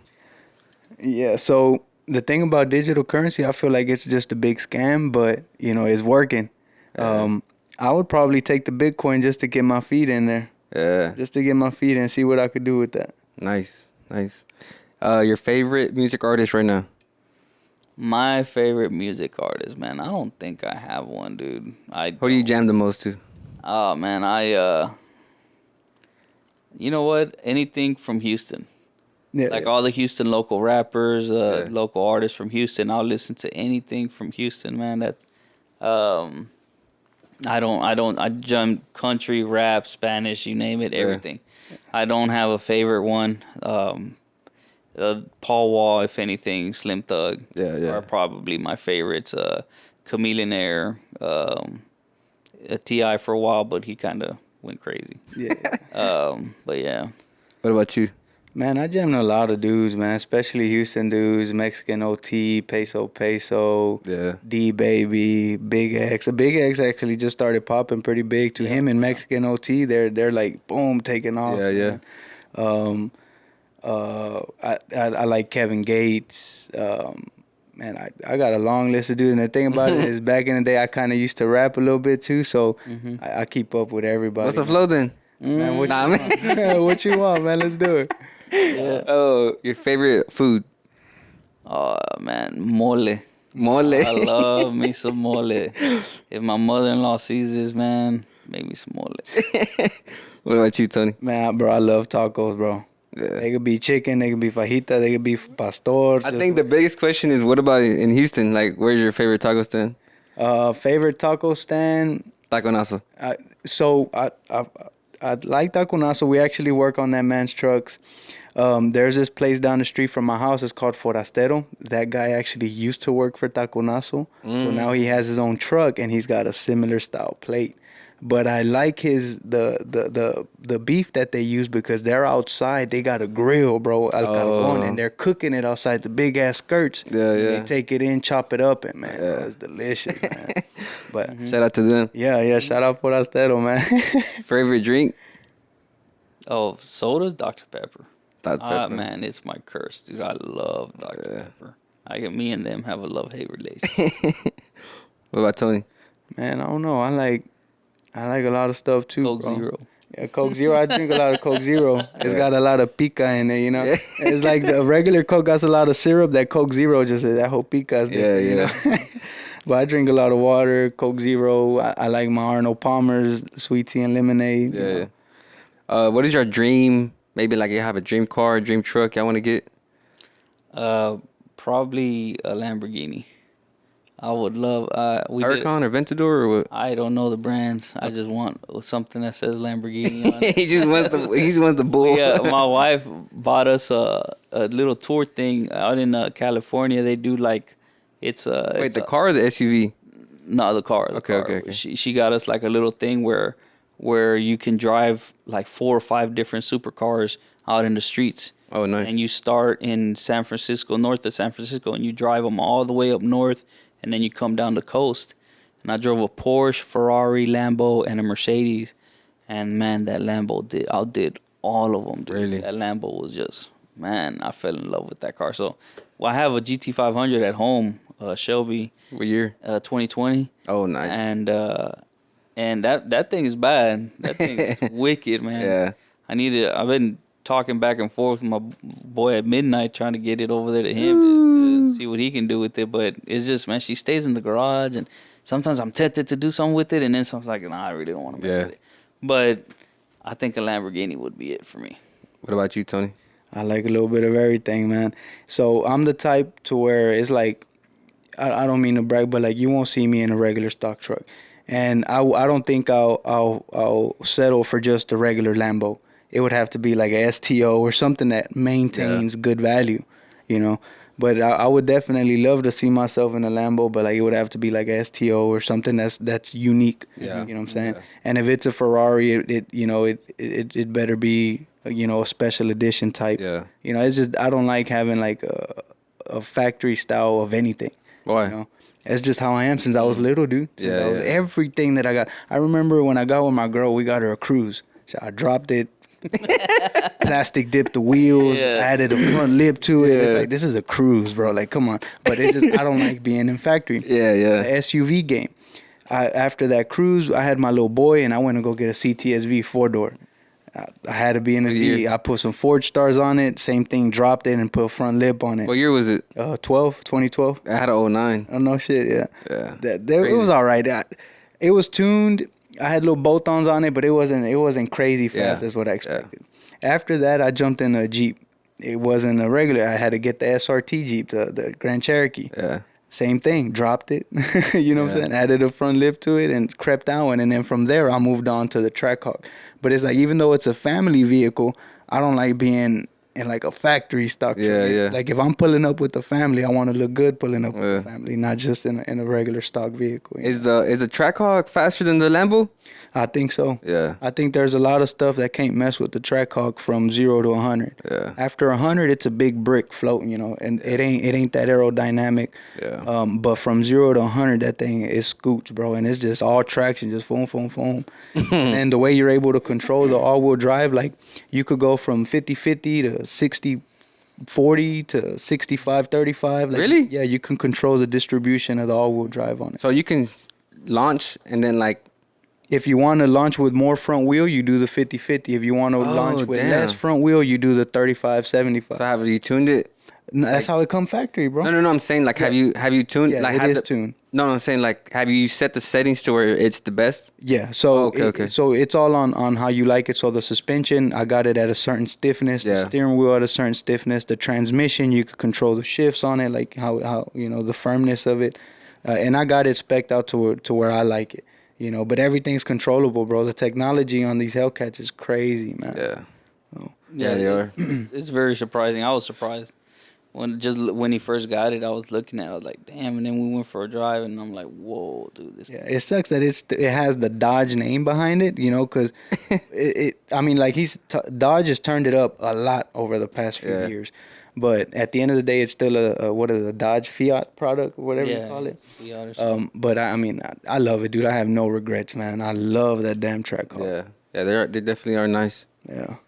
Who tunes? That's it for the pop questions. Who tunes diesels in Houston? So in Houston, I don't think there's nobody that does anybody. actual tuning. Yeah, they're all out of Houston or out of state and things like that. So, and then a lot of them are they're out of it already because of everything that's going on with the government and things like that. Oh, okay. Cracking down. So they're just like, nah, no more. Yeah. So. Another thing that you got to be careful, and we have to raise awareness, is that there's a lot of files that are copy and paste. That is a thing. You know, you would say, you think it's a generic term, oh, it's a copy paste. It really is in the diesel world, and there's a tuning lot in of general, though. there's a lot of stolen files out there.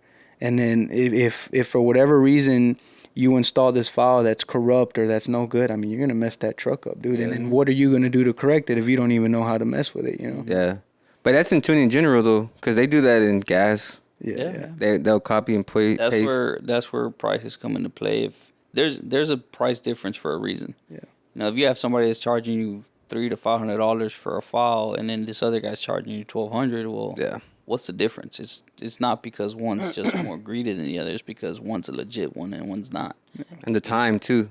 Like Exactly, if so- you take your truck and they take like 30 minutes to tune it, you know, they're like, what the hell? Yeah. And then you take it somewhere, they're like spending hours. Yeah. Not that the one that's spending hours is, you know what I mean? Yeah, no, and you got to make your own checks because you got some people that'll load the file and let you walk out. Yeah. We have to hook up our laptop. We got to make sure that we're maintaining rail pressure. We got to make sure that everything around it is good. We got to make sure boost is good, fuel is good. We got to make sure she's not dumping in excess of smoke, you know, because on a stock truck, excess black smoke is not too much of a good thing.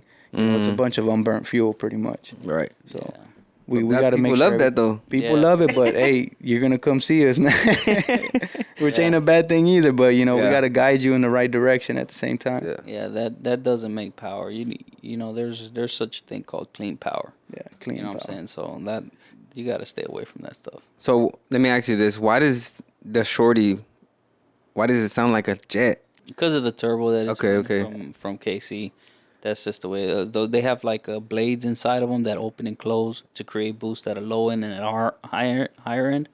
And whenever they're at a low speed, they're closed and it creates that jet fire. Yeah. So something to know too is that with turbos, with the factory turbos, they're controlled by, how can I say it as generic as possible, by a sensor, by an actuator. That sensor opens and closes to create boost, and a lot of times at idle it's a little bit closed so that it creates that whistle. Now if you go to a non-VGT turbo, which is a turbo that's just a concha, you know, the main whatever air comes in is coming out, those aren't controlled by anything. They don't sound nowhere near as clean as the whistle sound, but because it has nothing to help control that boost, you would have to control it with a wastegate or a boost controller or something crazy like that, you know. Yeah. And so that's like the biggest knock on us too is that Congrats on the 2 million views, by the way. I Oh seen yeah, that. yeah, That was dude, crazy. that I little was shorty like, video, damn. yeah. it's been crazy watching that little video, the way that Did it that gets take viewed. y'all off like that? Dude, I got us like 5,000 followers like in a month, or so. I think right now we're like over 19,000 followers on Instagram. We're almost at that 20 yeah, we're mark. about to hit Nice. 20. Nice. So I mean, it, like I said, social media has been great. I think right now people hate on it a lot, but social media has been our number one thing. You know, it's for customers and things like that. You know, they keep up with what we're doing. Yeah. You know, we do a lot on Instagram every day, almost daily, and it really just helps people keep up with what we're doing and what we do. And I mean, I love it. Again, it's a tool, and you have to know how to use it. You know, you got to use it. Don't let it use you. What were you gonna say? I was gonna ask you, do you see yourself buying a diesel? So I do. Don't do it, dog. Don't do Because it. I was gonna pull like a camper, but that's pretty much it. Yeah, just to pull a camper, but I don't know if a 6.0 can like has a power for it. Like It definitely. no, not a diesel, Oh, like a a truck, yeah. 6.0 like 2500 Chevy. Okay, so if you got the 2500, you got the suspension for it, so Yeah. it should work. yeah. No. We have a customer right now, a good customer of ours. He's got a Yukon that he does fishing charters with, and he's like, "Hey man, I want something more to pull my boat. I want something stronger." So I think we're getting some stuff together for him for a nice little whip on his Yukon. Oh, nice. Yeah, to give him a little extra torque and pull that boat a little bit better. Yeah. But I know like the maintenance is a lot, bro. So all Like, right, so the- it's it costs whenever you gotta change like glow plugs or you don't ever have to injector. change glow plugs. No, Tell you the never? truth, down That's here the in this least- region, you don't need glow plugs. That's the least of your concern right Yeah, now. dude. Okay. You can. There's glow plugs. And I know people might think like, oh man, it has 300,000 miles, right? Mm-hmm. But in diesel, that's average, right? So not anymore. Like it's high mileage is high mileage now. I don't ever try to judge a truck by the mileage anymore. I've seen them fail with damn near 0 miles, and I've seen them work awesome with over 3, 4, 500,000. It's all on how it's been maintained. Gotcha. That's really it. Now, you do your oil changes every 5,000 miles, fuel filters every other oil change, depending on how you use the truck. If you're hot shotting it or driving it every day, you know, then you want to probably do your fuel filters every oil change as well.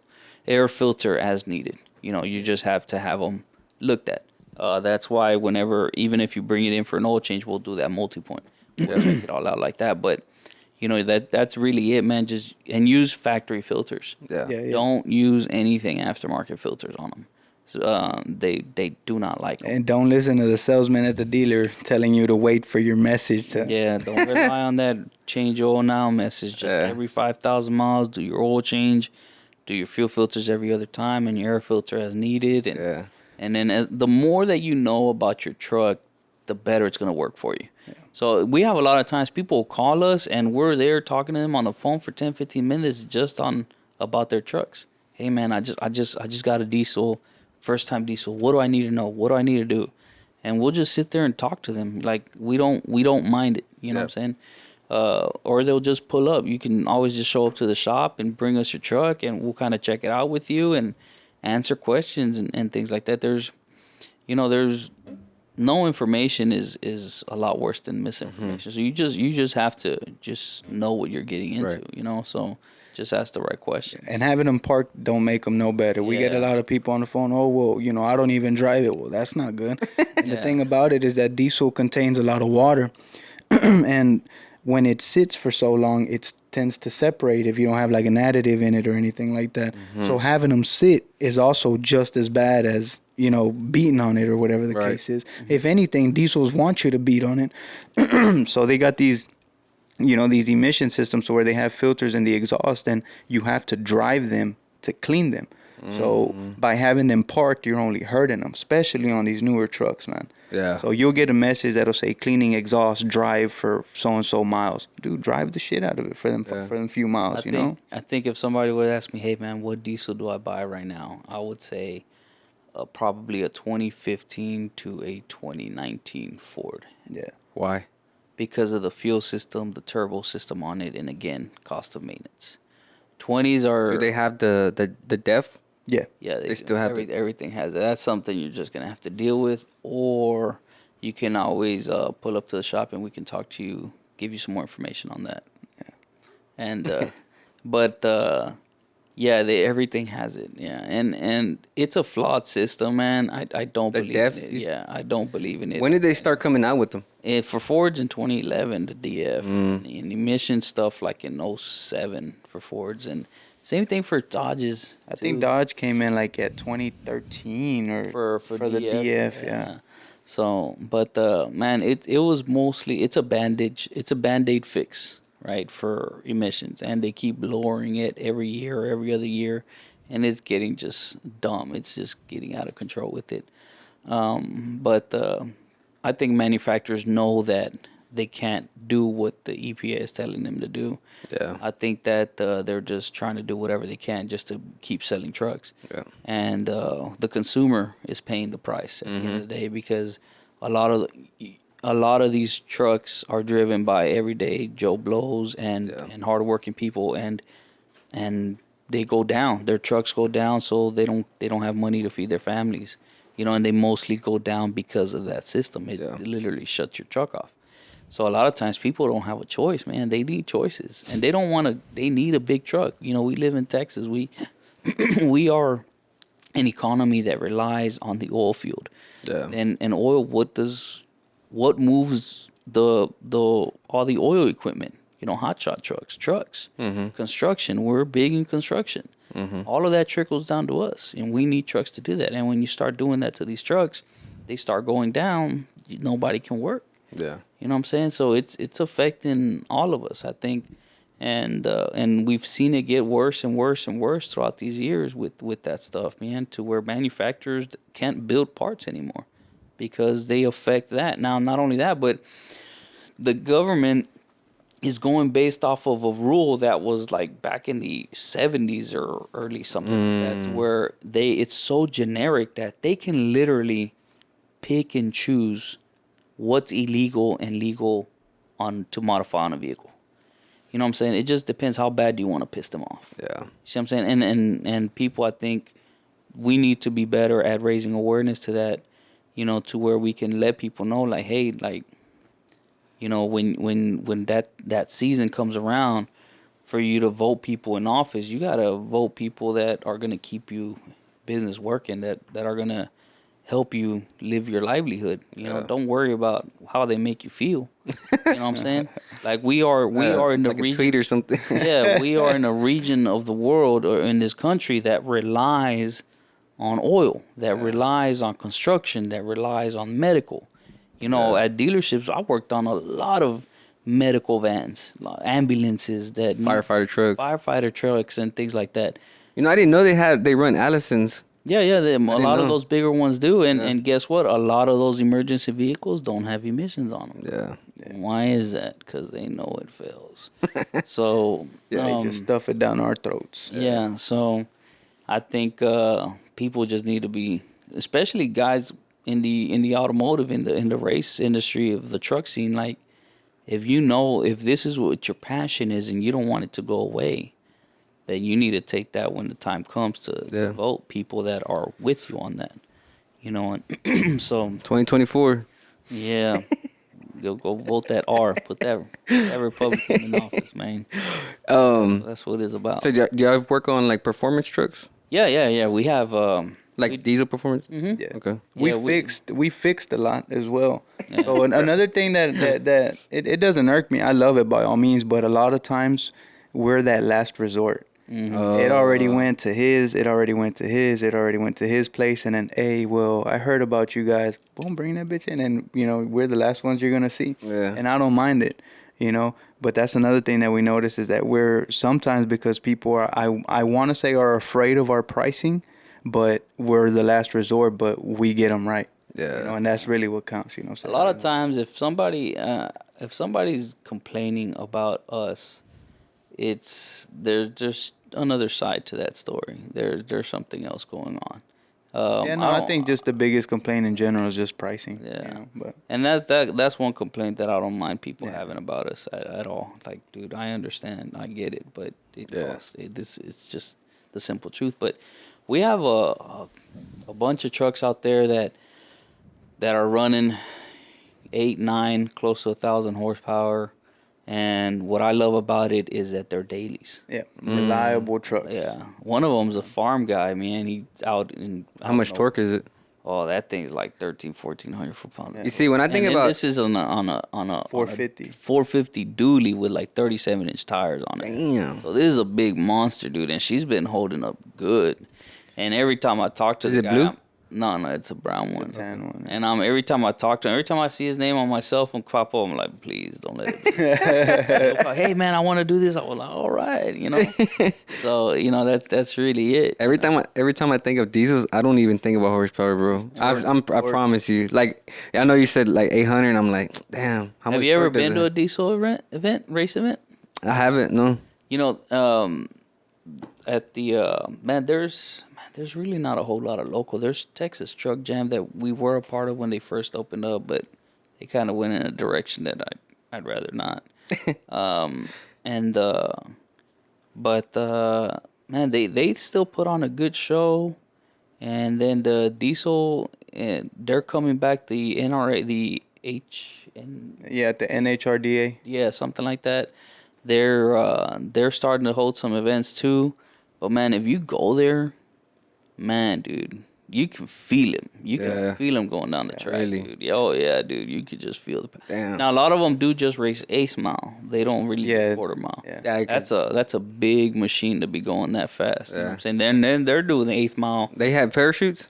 Some of them do. Yeah. Damn. But you're gonna need a lot of stop one of those. You Because they're look at heavy, them. you know? Yeah, that's what I'm saying. That's why they don't do quarter mile. 'Cause, Yeah. man, they're already doing over 120, 130. And they're all fiberglass doors, fiberglass full front clip, and then you look at the bed and it's just the sheets. You know, Damn. like Yeah, them dude. diesel trucks, bro. Like sheet metal? That's it. Yeah. Like they're, and I want to say they're fiberglass sides, like just literally the sides, It no depends. bed. Depends on Wow. the class that they're running to. Yeah. They have Yeah. classes. But most of them have to do that in order to get their times. They got to Yeah. shed as much weight as possible. Right. Yeah. And that's something that I kind of don't want to do with our truck. I want to Yeah. keep the whole full size street I think truck out of thing, all man. the trucks, I mean, we've built. That looks over- nice like that. We've Yeah. built over 5 trucks, and then we've personal, and then we've rebuilt that truck multiple times. We probably could have had a monster full out race truck by now. Yeah. But the fact that we like keeping our stuff street worthy, I think that's what makes it. You know, we've thought about going all out, but nah, man, it's just not us. I'd rather have it. I like having it there, and then sometimes customers show up. Can I hear it? Can I hear it? We start it up, and sometimes we've even taken. Just them let them out look at the video. yeah, but I'm not the type that's gonna sit here and ask you for business and Yeah. then reject you or treat you like Yeah. crap I when got you show yeah. up. So like man, you call us, man. I'm gonna answer gratefully, yeah. dude. Like, thank you for calling. What can I help you with? Dude? Yeah. Like, come on, like That's awesome. I tell people all I need is an opportunity. Now, we do make mistakes. We do sometimes we run into situation where some trucks are just crazy, you know. Yeah. Sometimes it takes a different set of eyes, you know, but we stand behind what we do, and when we mess up, we honor it. You know, there's a lot of times that there's a truck that's just doing some crazy things that I can't figure out, or maybe I don't have the time to really sit there and focus too much on it. And I'm like, hey, dude, whatever I can do to help, you know, I can either have it told to somebody else or whatever I can do to help the situation out. And there are times that happens. You know, I'm not perfect. We're not Yeah. perfect. Sometimes it's just the way it is. Yeah. You know, you can't sit there and have that type of mentality. So, you know, when people call us or show up, and man, I'm just grateful for having them. You know, because Yeah. they don't have to give us anything. Yeah. You know, like I don't know. I don't know if I'm weird that way or not. But Yeah. Couple last questions. What's the future for STP Diesel? well, Staying open. yeah, I think that's our main goal is to keep going the way that we're going. Yeah. I've thought about. I would like to have a different location. Right now, the location that we're in, it's really hidden, and there's a lot of heavy trucks that pass by there. It's really dusty. So I would like to have more of a frontage road view, like gotcha. like on a busier street, but I wouldn't want to. I would like to get away from like heavy engine stuff.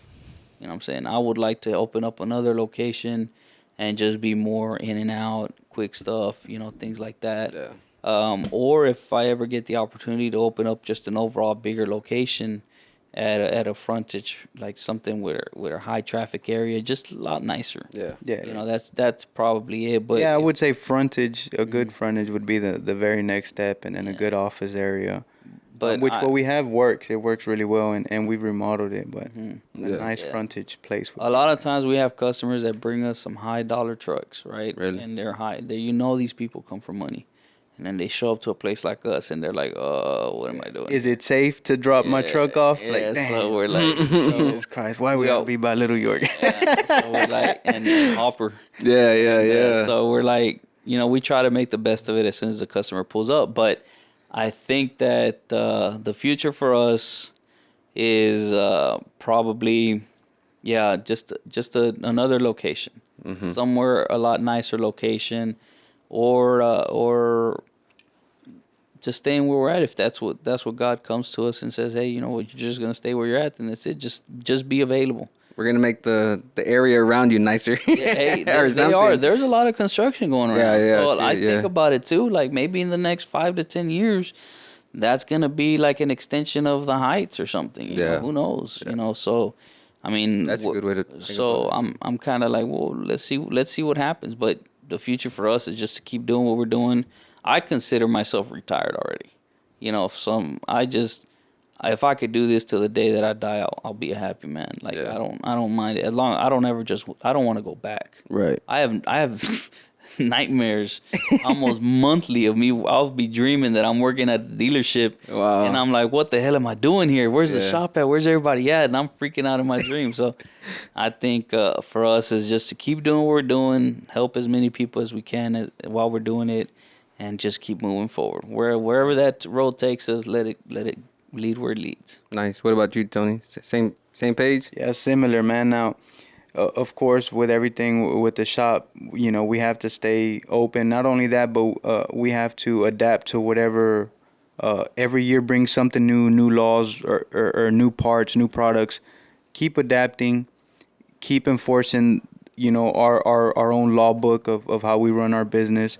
But I would like to eventually kind of keep on building the trucks that I'm building, but I want to be a little bit more consistent. Right now, we're so busy at work that I'm only able to do 2-3 trucks a year. I want to be building 2-3 trucks a month, you know, to sell. Like right now, I have a 97 original SST. It's got a Cummins swap in it. It's got compound turbos, built fuel system. It's like a 900 horsepower truck, you know, 1,400 foot-pounds. Wow. And I got that for sale right now. But I want to have almost like a line of trucks to where, you know, I can have 4 or 5 trucks available for you to come see and drive and kind of buy. That's but nice. I want to make a change and kind of move over a little bit more. Still do everything I do at the shop, but just have a little bit more time to sell some trucks, you know, build and sell them. Yeah. So you think like you want to kind of stamp like those trucks like Yeah, STP? and exactly. It's like a and that's exactly like a Hennessy what stamp, happens. right? Yeah, exactly. Like you know how you get a truck and it says Hennessy. Yeah. You know it's gonna be top notch. You know it's gonna be like it's gonna perform well. You know you're buying quality. Yep. You're You know you're buying buying the best quality. bang Yep. for your buck. Yep. Yeah. Look, this is the Ram. I don't know if you've seen it, but it's a beautiful truck. It's got Viper interior, roll cage. I mean, it's fully done up. Oh damn. Yeah, and it's an It's pretty- original it's SST clean. though. Yeah, it's Yeah, this is like one of those drag diesel trucks. yeah. I got that for sale. I'm supposed to have a guy fly in today to come look at it. So, and it's not a cheap truck. That thing's going for $36K. So, Yeah. The other thing too, I guess, if you know, hearing Hell yeah. Tony out is And that one has the 5.9. yeah, 5.9, 12 out. Nice. is if like moving over, buying and selling trucks, but putting our name on that truck. Like, look, we bought this truck, we went through it, everything that we can see as of today is taken care of, and you're buying this truck with our approval that she's ready for the road. With our And stamp Right. on it, you know. and we're gonna, and my even thing I'm thinking crazier too is I'm gonna give you warranty on this truck that I'm guaranteeing that she's good. Damn. You see what I'm saying? So you're buying this truck from us with warranty from us. You see what I'm saying? So how can the customer lose? How can they pay extended warranty? Nah. So that's kind of what I would like to do as well. Like, but Yeah. it's just like we did our main shop, just one day at a time. We'll see where it goes. Last question. What do you think about the podcast? How was your experience? What are your thoughts? I think it's a good psychological thing, man, because while you're talking, you're realizing things, So Yeah. we don't have anybody to talk to, and yeah, we're brothers, but we really don't sit here and be little girls about stuff and get emotional with each other. Yeah. We kind of don't do that. Yeah. I don't talk to my wife too much at home, not about business, but because I don't like taking work home, Yeah, I got But you. I think it's almost like good therapy being on here. You know what I'm saying? Yeah, that's exactly. It brings back vibes. some good memories too, thinking about racing back in the day, and it's like you were involved too. It's Yeah, like, yeah. Damn, bro. It's like it's a bunch of dudes from Northside, Yep. that we're trying to do something. We're trying to make the best out of ourselves. So Yeah. Yeah. I mean, it's pretty thrilled, man. It's pretty badass being here, dude. Thank you for inviting us, man. Appreciate it, man. What about you, Vinny? Same thing. Just I like. I think we have a pretty unique story, and the fact that you give people opportunities with similar stories to come in here and talk about it. I mean, it's good. It's a good time, like Tony said, to sit back, and really put out there where we're from, and what we go through every day, and how we got where we're at today, and how we want to get to tomorrow. Yeah. And being business owners or like yourself, what you're doing, it's not easy. Yeah. It's mental. It's more mental than physical. Right. And you want it so bad. You know what I'm saying? You want to succeed so bad. Yeah. And then sometimes it doesn't work out, and sometimes it does. Sometimes it's not your time, but you just got to keep pushing. And being on here and talking about it, I think that you're letting somebody's watching that can sit there and say, you know what, that's me. You see what I'm saying? Yeah. You know, that's who I was. That's how I feel. Or I didn't know that it was like that. You know, so always more information that you can put out there, it's always the best thing. So Right. So being on a podcast and hosting it, and I mean, you know as well. I mean, there's a lot of competition in your world as well. Yeah. So we're very grateful for any opportunity that we're given to be on Nice. here anywhere. It's amazing, and just talking about it, I think it's awesome. Well, I appreciate y'all coming early. Yeah, yeah. And look, whenever you come to the podcast, look, you got to show love like STP Diesel did. They brought in some merch. Oh, damn. Check it out. They brought in a hoodie, Yeah, we got the STP. shirts, couple stickers. When you come on the podcast, you got to represent. You got to bring in merch. You got to show love. Bring your own business, truck, you know, if you got a truck club, whatever it is, do it like them. Oh yeah, I would have brought some dogs too, because I breed dogs, but I didn't know if dogs were allowed. I got a Frenchie myself. Oh no Oh, yeah. way! I'll let you see her. I'll let you see her right now. It's Yeah. a female, or It's a female. what you planning on doing with her? I don't know, man, because I got a stud at the house, man. Lilac and tan, bro. Chinese. she's a lilac. Oh yeah. I'll show you her. Yeah, yeah, we'll get into that. Her dad is from Dallas. Got you. What's his name? He's a gray and tan one. Got you. What's his name? Damn. Fuck. Yeah. I'll let you know after. Yeah. It's a badass dog. Hey, So, yeah, if we need to create a whole nother avenue for dog breeding, bro, I mean, I got a lot to say about that too. So, Hey, Yeah. so save that for we're another 2 day. hours and 24 minutes in. So I think we could talk about dogs for another hour, but we're gonna go ahead and wrap it up. Yeah, no worries. Thank you for tuning in to Go Hard Podcast. Make sure you check out STP Diesel on YouTube, Instagram. Do you have a TikTok? Yeah, we do. Okay, check them out on TikTok. If you have any inquiries about them, you can hit them up on the social media platforms. Make sure you check out The website too is the best thing to do. the website. Check it out. A1 customer service in the palm of your hands, at the tip of, in the cell phone. Make sure you check out Go Hard Podcast on YouTube, Spotify, Apple, TikTok, and Instagram. And yeah, like I said, appreciate you coming on. Peace. Thank you for having us. Yeah. Boom.